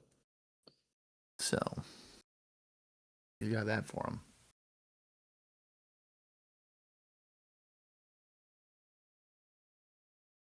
And I don't know about this whole notion that he can't cut a promo. I mean, I've seen him cut promos. And he threatened that he was going to manhandle sexually two men. So. Well. There goes a superplex off the top to Brother Ray. Christian going right after him. Or I guess he did it to Hernandez, but either way. Get him, Christian. Oh, no. Holy crap. Backdrop and a beauty.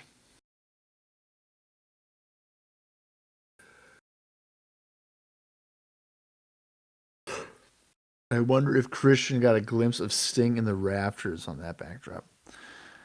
Good question, Don. Great question. If he did, would he have told Samoa Joe? Hurricane Rana, elbow drop by Homicide off the top. Oof.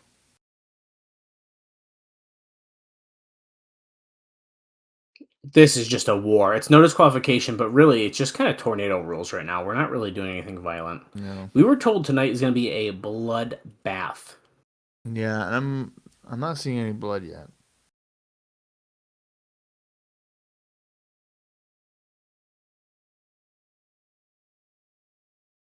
Hernandez, once again, taking up both members of Beer Money. Brother Ray scooping a slam to Hernandez. We're going for the what's up. What? Wow. Rhino pushed him off anyways, though, so he couldn't hit it. See, and that's crazy. That's been a dead fucking catchphrase for 8 years. They took it from a fucking commercial. Just constantly used it. Border toss. Oh no, rude. Boom, last call. With a super kick. Oh, he spit beer in the face of James Storm, who got hit with a cutter by Homicide. Holy shit. Homicide gets the pin on James Storm.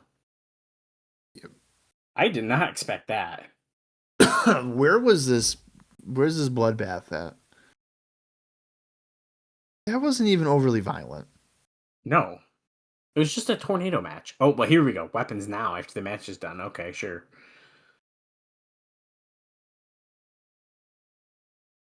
That's crazy. Is Devon bleeding? He's wiping his eyes. I can't tell. If there's anyone who is bleeding, it is probably him. I feel like they're not focusing on him. Yeah, he might be then. Johnny Divine's out here now too, which is so cool. Well, maybe not. Double team moved by Beer Money. Maybe he is. I can't tell. Nope, he's leaving, so we'll never know. I wonder if Divine went out there and he was like, Devon, you gotta get out of here because you're bleeding. Oh, nope. Oh, it's the glass table. They had to go get the glass table. Still not focusing on his face, though. Huh. Now, if we bring out another bloody towel, I'm going to lose my mind. That'd be great. They're really good at avoiding his fucking face, I'll tell you that. Oh no, homicide? Don't do it to Homicide, dude. Come on. Oh, shit. Oh, he's taking it. Oh. Dude, it's cool. That is such a good visual, though. Put your back down. Put your back down. Team 3D is pissed. They were like, what the hell? They were trying to 3D Rhino. Oh, shoot, dude. They are pissed. Yeah, so he's not bleeding at all. Give me a towel. Give me a bloody towel. I will love it. Homicide probably was like, do not put that fucking shit on me. Oh, no. Oh, no. No. Oh, no. Oh, wait. Oh, wait. That's a real cut? That's a real cut. Okay, but we got to see where the towel is at. They're putting it on his back. That looked like real blood. But there's definitely blood on there. Whether it be real or fake. But I'm going to accept. I'll accept it this time. I think that there was blood, but it's enhanced on the towel. In that instance. I see what you mean. Wild ride with Taylor Wilde here. Some more footage from Squared Circle training.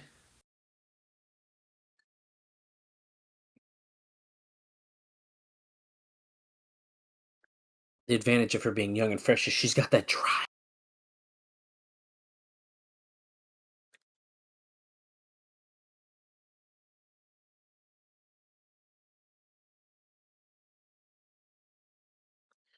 She's got to prove herself. I don't think I like her. I'm ODB and I'm gonna beat that bitch's ass.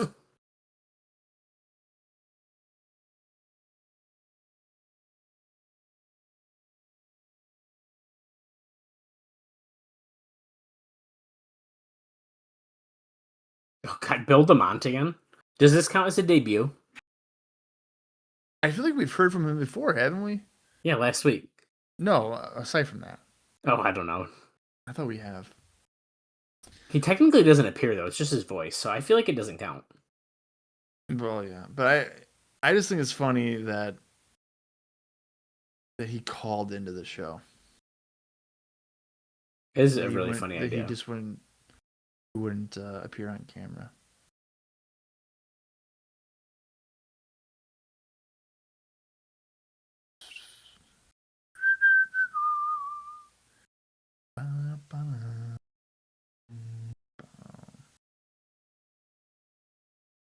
Okay, accompanied by Raisha Saeed and the beautiful people. It's Queen Kong. Oh, they're just saying Awesome Kong. Well.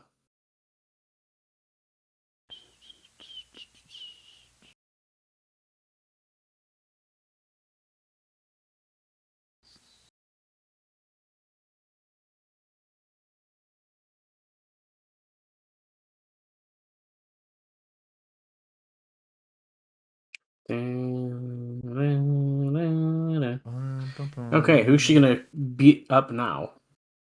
Oh my God, Hernandez or Homicide? It's Hector Guerrero. Hector Guerrero? What's this? Conan? Conan is back. Yeah, no, it's just Salinas, of course. Homicide has been taken to a local hospital. Show me the towels.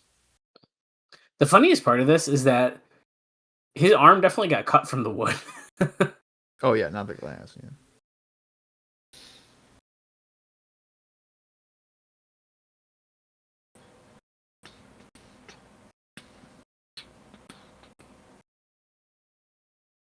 Okay, they're suggesting that this could be the end of Homicide's career. 3 days before his title match. And I have a feeling this is about to end very, very quickly. Counters that move by Salinas.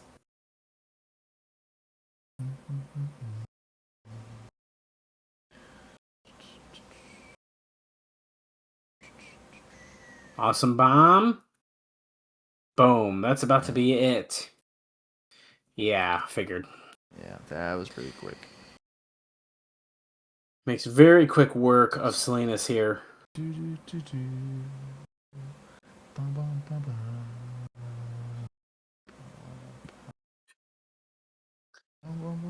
Salinas is laid out while the referee is raising the hand of Awesome Kong.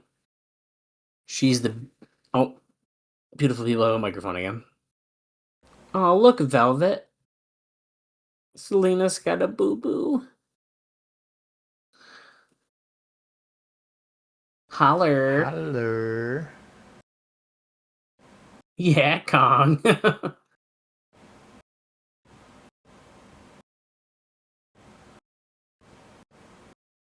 ODB and Taylor Wilde, take a good look. I know you're watching in the back. The landscape has changed.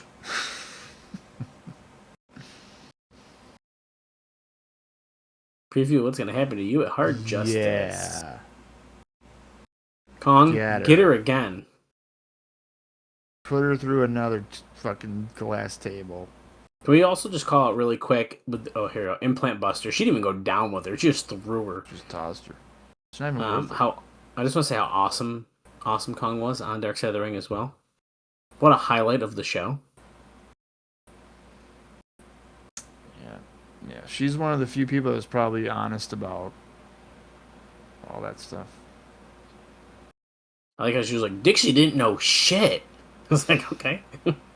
Hell yeah. Well, you know what? I'm telling you, out of the whole thing that I can remember off the top of my head, is the thing that most resonated with me was like, I just want to be worth 1/10 of what you're paying Kurt Angle and Sting. Yeah. If you don't think I'm worth 1/10 of it. Velvet just set the chair in the ring so she could give her the awesome bomb on it, and it's facing the wrong way. But okay, we're good. It is. We're good because Gail Kim is coming out. She's probably going to come out, and then she's probably going to flip the chair. Oh, they're just moving the chair completely. There's Taylor Wilde. There's ODB, whose hair... ODB's hair Holy shit. is insane. She must have gone and tried to abduct Kevin McAllister because she got electrocuted in the laundry room. She looks like she's gone Super Saiyan. Like Dragon Ball Z. Yeah. That hair is crazy. Taylor is going after Kong with a couple drop kicks, trying to get her off of her feet. It's not working out the way she was hoping. But oh shit! She jumped at Kong and she just got smashed down. She was going for a top rope crossbody. Got clotheslined. Uh-oh. The Awesome Bomb on the chair? Wait. Dude. It's a Monster Abyss. Yeah. Talk about a landscape change in the Knockouts division. Abyss? Wait a second. He's got implants. What does he identify as? Where'd he get those double Ds? Oh my god. She gives him the implant buster. They pop out. He goes back to normal. Right. You know what I would be... The way... I would be teasing this for Bound for Glory. Kong versus Abyss.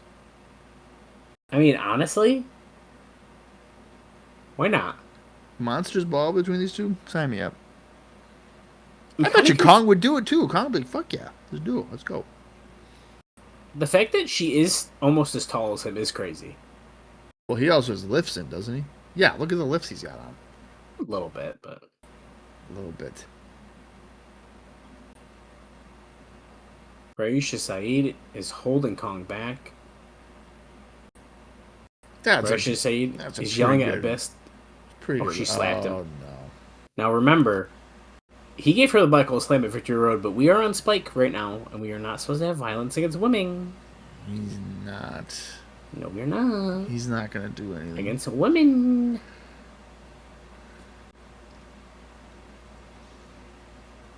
The old Monster Abyss.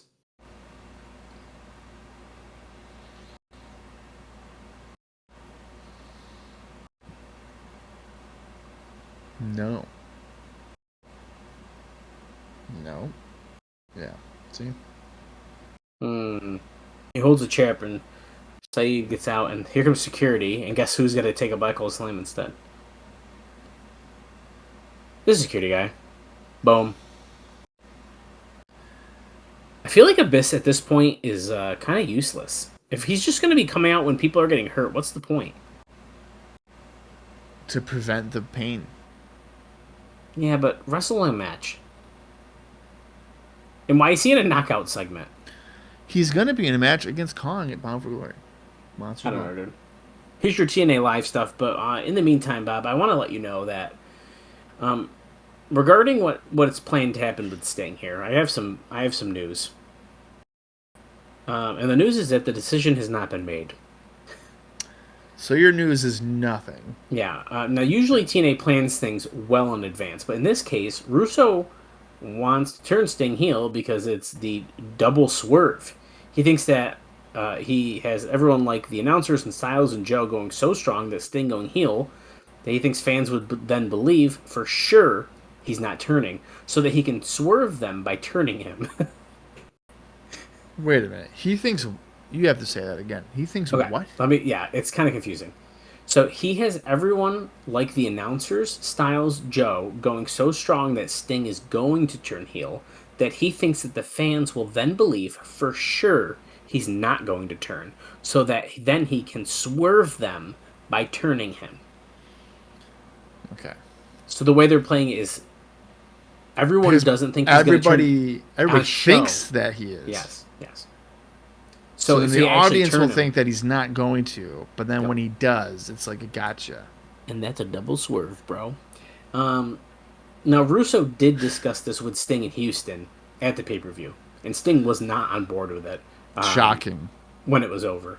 If Russo can convince him to go heel, he will, and if not, he won't. So the news is no news.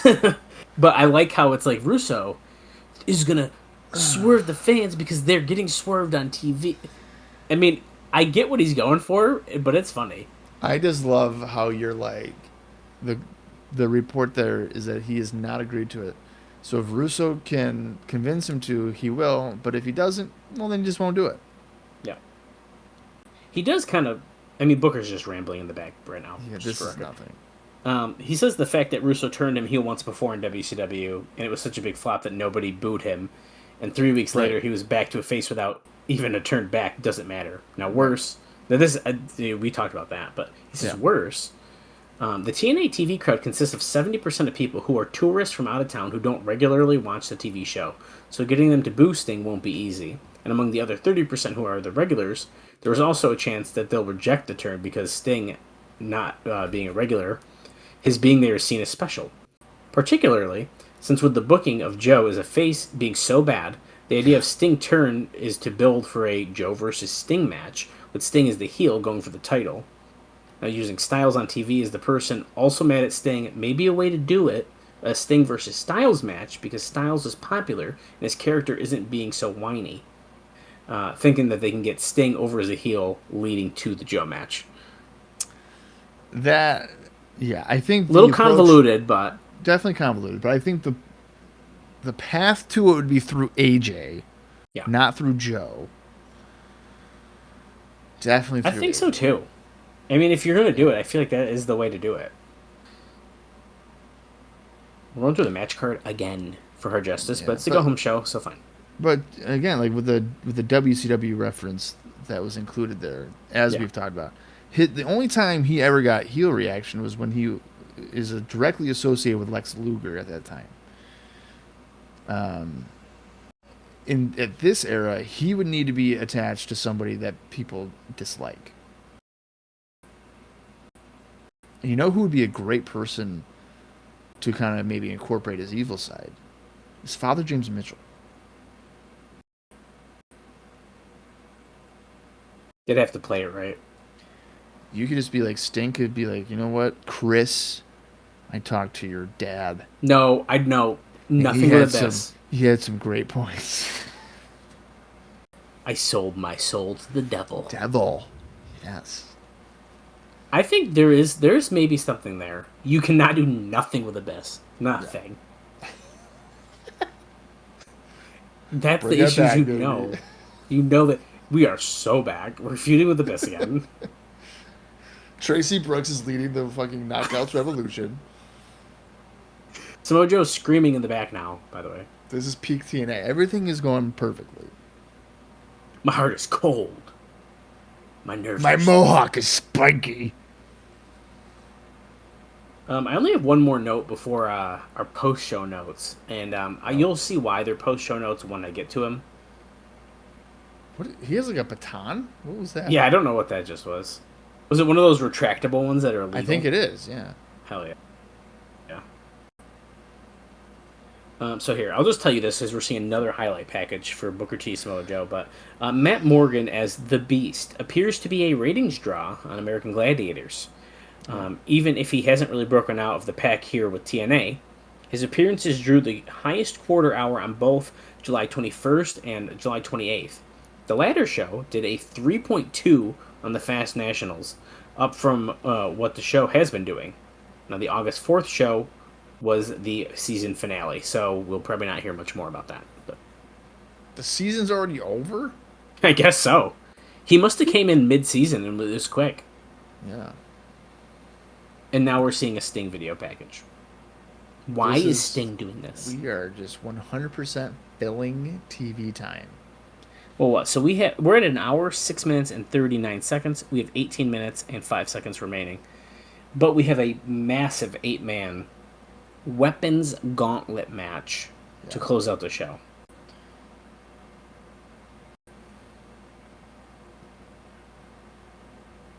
Listen, honestly, Bob, once this Gauntlet match gets going a little bit and we kind of just ramble, I can probably give you these notes by then. I think we're in a safe spot. Let me make sure there's no spoilers, but why, Sting? Why?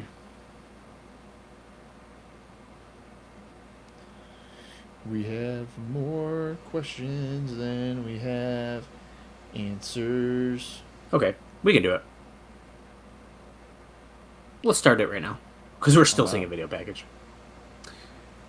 Okay, so. Yeah, of course, as I start, we go to the impact zone. But I think we're about to go into the match. So let me just wait 2 seconds as I continue to tease you. Bob likes being teased. I can't help it. True. Sometimes I read these notes and I want to text him and be like, dude, you wait till I tell you this. But then he'll make me tell him, so I have to wait. Okay, AJ's getting interviewed, so I'll start it during this match, but since I feel like it's gonna be just weapons everywhere, but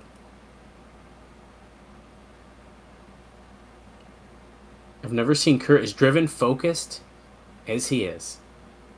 Is that an AJ Styles shirt? I'm very confused about the shirt. What does it say? Does it say phenomenal? Is it like an AJ Styles family crest? Because it's like the Prince of Phenomenal or whatever? I don't know. It's got it because he was doing that Prince gimmick, so it's got like the crown in there. I'm going on eBay. AJ Styles, 2008 shirt. Well, if he turned around a little bit, we could see probably the tag on the back.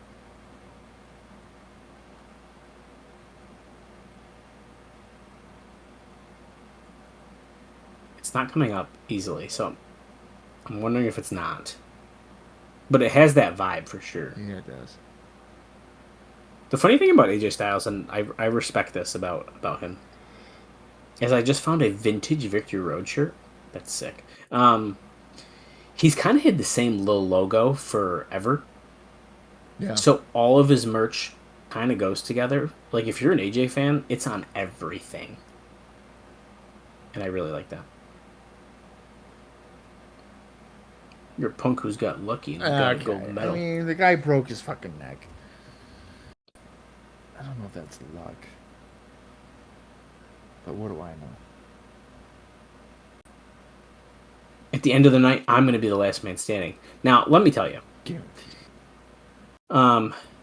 AJ and Kurt can cut a fucking good promo. The two promos that they have done here backstage have got me more excited about the last man standing match. Right. And I was already, when you hear that, I'm already excited. Okay, we're getting ready for the 8-man weapons match. Here, let's run down who's in this one. Oh, someone's entering every 2 minutes. It's Kurt Angle, Tomko, Booker T, Samoa Joe, BG James, AJ Styles, Matt Morgan, and Kip James. Now, if at least one of those names sounds like it's sticking out to you, well, I'll get there in a second. So, it starts off here. There was more grumbling across the board about creative this past week than any time in a long time. Oh, some of it came out publicly, some was behind the scenes, and some was just an unspoken lack of confidence. Now, besides some of the stuff that I'm going to tell you here in a few minutes, so I'm not going to spoil it, there were some complaints about too many stipulation matches and weapons matches for no reason. Look what we're about to see. Also, what is this? That's new music for Kurt?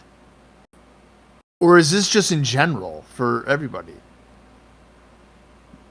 Oh, it's for everyone. Because there's Kurt. Well, it's for the first two. So AJ's coming out with a ladder from one side, and Kurt has a trash can on the other, and we're coming out to like a rap song. I think that's the guys for Hard Justice. I think so, yeah. So yeah, as we're seeing, too many stipulation matches, weapon matches for no reason, and too many superhero segments with the Prince Justice Brotherhood. Now, I just want to point out... I mean, that was fine. I actually didn't think it was overbearing either, to be honest with you. No. The superhero stuff? No. Yeah. Dave also says Prince Justice League. I know it's the Brotherhood, that's why I'm correcting it. Anyways, however, the belief is that no change is going to be made because both the company isn't in dire straits financially, and because there is nobody on the outside that Dixie Carter would know to make changes to. One of the biggest complaints is that Samoa Joe, as world champion, is supposed to be the company's top babyface, but he's being booked as a whiny complainer. The joke is that if it was another company like WCW, you'd think that they'd be booking him to fail to prove a point. But here, nobody thinks that because they just believe Russo doesn't know how to book a main event babyface. But there is a concern that Joe isn't as over as a face the past month or so the way they want him to be. But then again, after watching AJ cut a promo on Sting on TV, Neither was he. I disagree. I thought that was a good promo. But anyway. Yeah, that was fine. So here's the real stuff I was saving for after this just all happens to go in line. I think, before you continue, I think it's a great point that I agree. I don't think Vince Russo knows how to book a top babyface. I mean, it's kind of clear because he's outside of the Austin stuff, like back in the he's booking our top babyface as a heel right now. Absolutely. So there you go. Also, AJ and Kurt started this, which now that I'm thinking about, I wouldn't have done this. No. This is your pay-per-view match, and now these two are beating each other up on live TV, or free TV, I should say. Right. But it's over the top rope until the last two. It's like a gauntlet for the gold. And I will tell you more about this note as soon as we see who's coming out next. Who has the advantage? Double crossbody in the middle of the ring. It's Matt Morgan. Oh, they're using this song for everybody. Blueprint. Those tights are awful. Yeah, that's not. Oh, and Tomko. Oh, they're coming out at the same. Two at a time. And if you notice, it's people that are feuding with each other. Morgan and Tomko. Oh, that almost deflected the chair. Well, this is actually perfect because my first note here, Bob, is actually about Tomko. Oh, great. He's fired. Well, at this taping that we're watching right here, he quit the promotion. Oh. So, just so you know. Now, things started to go bad for him when all that momentum for a babyface turn, and then to swerve the audience, they turned him back heel, and he's pretty much been dead ever since. Yeah. He hurt himself in the eyes of the company a few months back when he missed a fan fest the day before pay-per-view to take a date with the IGF in Japan, even though he was told by management not to go. Also, I'll just call out quick that him and Morgan just ran to the back. So that might be the last time we ever see him. I don't know. Yeah. Where was I? Now, he was suspended for 30 days, and his push was cut way back from there. Because he lives at a high standards, money is of a major concern. Oh, no. He was always visibly disappointed if he wasn't booked on TV. He felt that he could be used better and came in and he quit. Now he's booked on the August 15th IGF show at Sumo Hall. WWE has been interested in him ever since he started getting over in TNA. Now he left WWE on good terms, telling them that he would rather go to Japan and up his game and then come back in a few years than stay in WWE and flounder and not get as much ring time to improve. Not sure of a non-compete in terms, but it wouldn't surprise me for him to end up in WWE. That does not happen. It does not. Now, I'll continue this, because there's even more when we see who is coming out next in about 1 second. It's BG James, which has to be Kip, right? Yeah. With a dead end sign. So the other situation that's happening currently is that Kevin Nash has walked out of the taping as well. Kevin Nash? Yeah. Oh, so, no. This is where it gets interesting. He has a creative control deal where he has to approve of whatever they book him for in his contract. So he's got the Hogan. Yeah, but I don't think as drastic. He has his own creative control. Yeah, but he's more like, I don't want to do that. Versus, this is what I'm going to do, I feel like. Oh, okay. Well. So, he was booked on the show we're watching right now, August 7th, for a Weapons Gauntlet match as well as an interview. Now, he was all... Kurt's busted bad. It's because of the ring. Yeah, on the ladder. Oh, my God. AJ... Oh, it cut his ear, I think, did it? Ear, or his head? I don't know, dude. Maybe just above the ear. Oh, my God. Oh, my God. He's busted bad. The refs... Oh, dude. There's a puddle. Look at...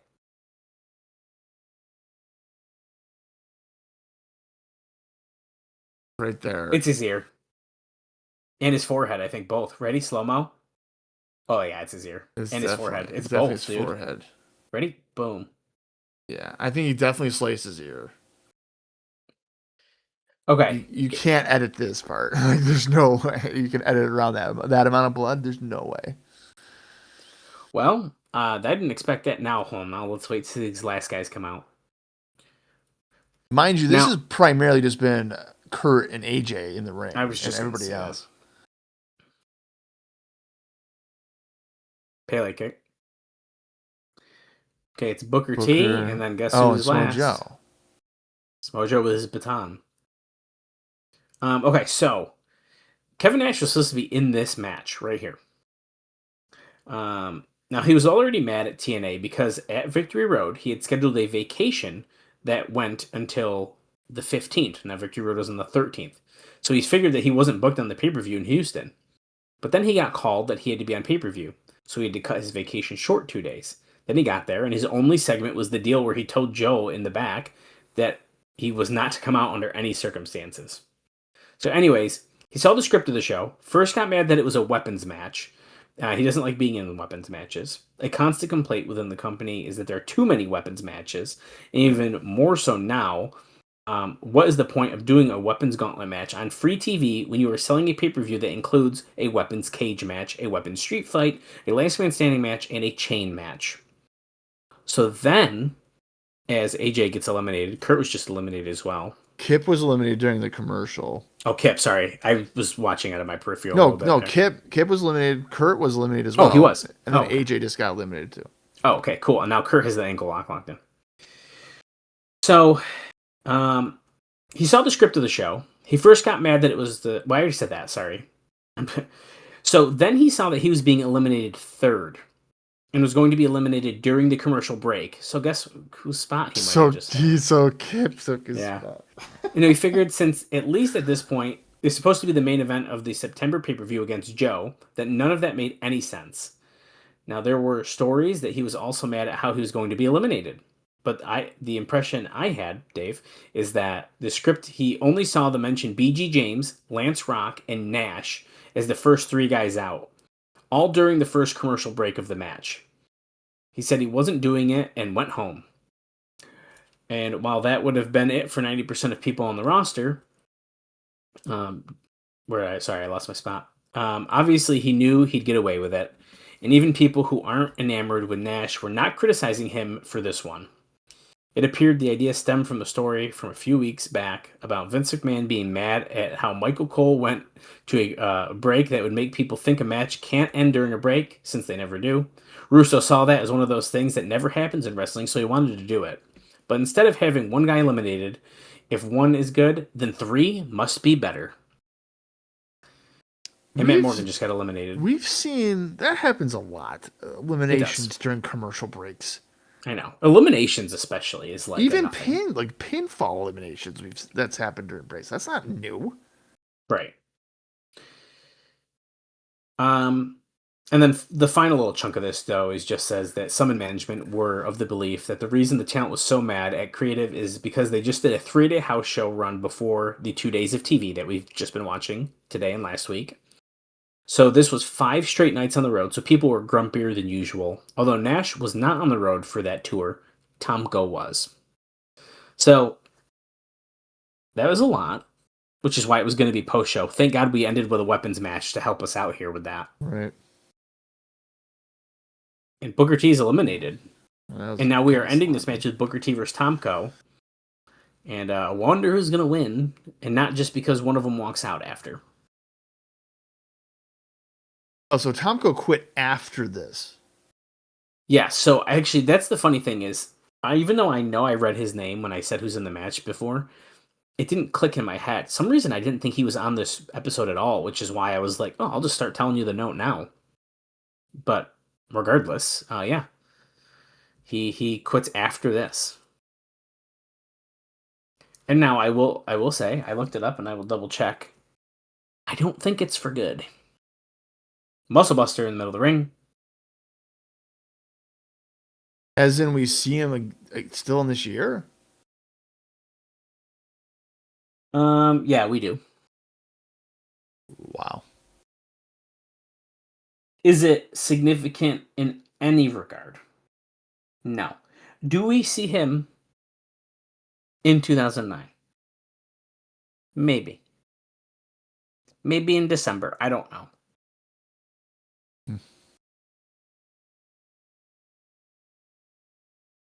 Samoa Joe has a microphone. Booker, I'm telling you, at Hard Justice, the champ comes for his belt. Booker T, looks like he barely broke a sweat in that match. Samoa Joe says, Sting, you're next. All right, Goldberg, using the catchphrase. The music. The music. Could it be? Is he going to show up? Are we going to not do the same angle with Sting that we've been doing for the past 6 years? Where is he? Wait. Oh my god, is there a chair with his fucking jacket on it? What does that mean? Samoa Joe's getting mind games right here. Is that him?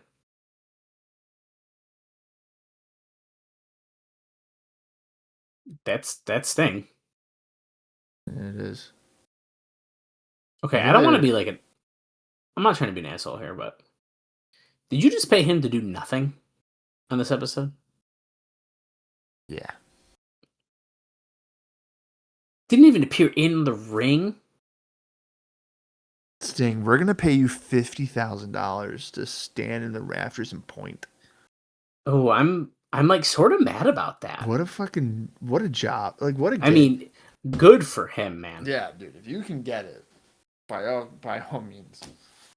We're seeing a video package just once again showing the matches of Hard Justice here. Meanwhile, Homicide got powerbombed through a glass table for probably about $400. Yeah. So. Well, what did you think of that episode of Impact, Bob? That was better than last week's. Absolutely. So I think I'd say it's a thumbs up. I'd say the thumbs up as well. And even though there were some questionable choices, right? But just as the way the show flowed, I think was just so much better. Yeah, I went by a lot. I would not, absolutely would not have had Kurt and AJ fight. But no. But I say that. But what he just did to Kurt makes me want to see even more what's going to happen now. Yeah. The accidental cut onto the ladder was pretty good. I have never seen blood pour out of someone so quickly. I mean, that was insane. A pool of blood. Like, you say that a lot in wrestling? No, it was a puddle. Right. Anyways, we officially are off the air. So I agree with Bob. I think that's a thumbs up show, which is great for a go home episode because sometimes the go home episodes, you just never really know how they're going to turn out. So I am glad to hear that we had a decent one. Yeah. I mean, safe to say that there has been a lot, I would say, more direct focus between Joe and Booker heading into their Hard Justice bout than there was for Victory Road. Totally. However, even saying that, as a there's viewer, the Sting situation. The Sting situation, I think, supersedes anything between Joe and Booker. Like, I think as a viewer, my interest would be like, what's going to go on with Sting? And I think my issue with it is, I want to know are we about to get that answer at Hard Justice? I think they should have been maybe more clear of like, Sting said he's going to give us an answer at Hard Justice. Well, that's why we have to tune in to find out. Yeah, but I don't want to tune in to like maybe find out. I want to tune in to know. It's the risk, dude. It's the risk of the cinema here in professional wrestling. Our next show is in fact Hard Justice. Sure is. From Trenton, New Jersey. August 10th. Every single title that we have, I lied. The Knockouts title is not on the line. But the other three are. We have, I think, four stipulations. That's crazy. Which, I mean, I'm a sucker for stipulations. So we can knock it all we want. I mean, I do agree with the note about the weapons thing. Like, Kevin Nash's argument would be like, why are we doing all these weapon things? Right. We have a weapons match on pay-per-view, but we're doing like 3 of them on TV for nothing. Makes no sense. Yeah, I agree with that. Interestingly enough, we know all of the matches for Hard Justice. I feel like that means you want me to run it down. No, we've run it down. We don't have to. We've ran it down about 4 times during the show, I would say. All right. I think it's pretty clear what we're seeing. Yeah.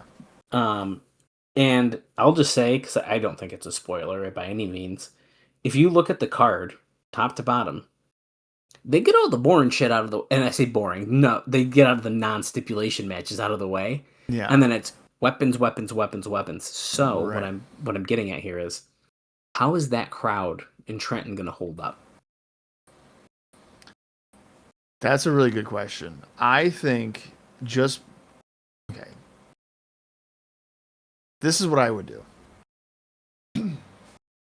I would start the show Kurt and AJ. Holy crap. You know what's funny? I would have said start the show with Joe and Booker. That's what I was going to say. However, with the Sting Sting dynamic, you have to close it with that. If the Sting thing was in existence, I'd say to start it with that. You end with Kurt and AJ. Because that angle is way hotter than Joe and Booker. Well, and the thing, though, too, see, I keep going back and forth. Because Kurt is sort of involved with the Sting stuff, but it's definitely more directly Samoa Joe Booker. Yes. So you have to do it with that. You have to. Yeah. How I would do this right now is I would do Kurt and AJ start off. Then you do the tag team street fight thing in the middle. And then you do your cage weapon thing at the end. Yeah. Now, obviously, looking at this match order here on Cage Match, that is not what they are doing. No, but you know what? I would say Joe and Booker are in a major tough spot. Major tough spot. And for multiple reasons. I think the biggest being what you just said, Kurt AJ. I mean, that's the biggest reason. Kurt and AJ is going to be killer. Not only that, you have multiple weapons matches before them. Right. You're limited to inside of a cage. In a cage.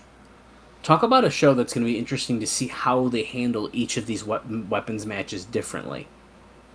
Right. That alone is going to be fun to see. I think the other thing, too, is like Kurt and AJ, I feel like, and I think they will, have to deliver. I want to see these two kill each other. Yeah. It's Last Man Standing. I don't want to see just a chair being used. You know what I mean? Right. I think it's going to be really good. The more I look at this card, I am very excited about this show. I think the only thing I'm a little disappointed about is maybe that the Knockouts is just like a 6 knockout tag team match. But at least we've kind of... There's stuff been happening there. The division apparently is being... It's groundbreaking. It's new. So it's a new era. But everything else, I swear to God, dude, if Beer Money doesn't win the tag team titles, that's going to make me mad. I think that has potential to be a really good match, too. I mean, we saw it on TV It was great on TV. Ago. Yeah. It was great on TV. It was a bummer when they added a step. So now that it's a regular match again, I'm excited. Right. PD and Creed, we just saw have a great match, and so on pay-per-view, you know they're going to up it. Yeah. The only thing with the Knockouts is I probably would have just done like a six-pack challenge. That would have been good. That would have been good. You know what I mean? Wild against all 3 or all 5. Dare I say, a Weapons Gauntlet match. Oh my God. A Knockout Bimbo But it's Brawl Knockout. Gauntlet. Oh, dude, yeah. Dude, if you were in that TNA booking meeting and you said that, Vince Russo would be like, bro, holy shit. You're fucking right, dude. Book it. We'll announce that the day of. That's crazy. Yeah. All right. That's going to wrap us up. So. Yeah, that's going to wrap us up here on the Go Home Show as we head into Hard Justice. So be sure to join us for 4 stipulations. And Sting's answer. Is he being a jerk to Samoa Joe? Is all this just a miscommunication? What are Sting's intentions? We shall find out at Hard Justice. Until then, for Dallas Gridley, I am Bob Colling Jr., and this has been the TNA Across the Line podcast. Free your mind, and the rest will follow.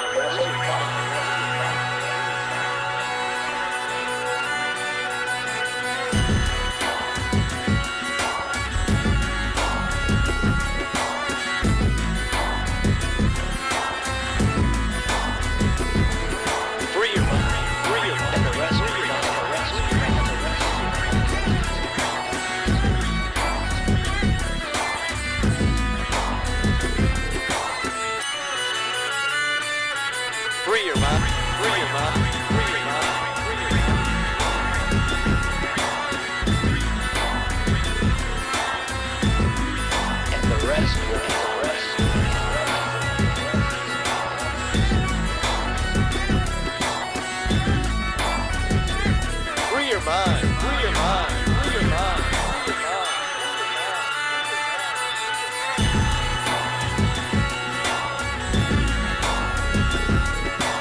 And the rest.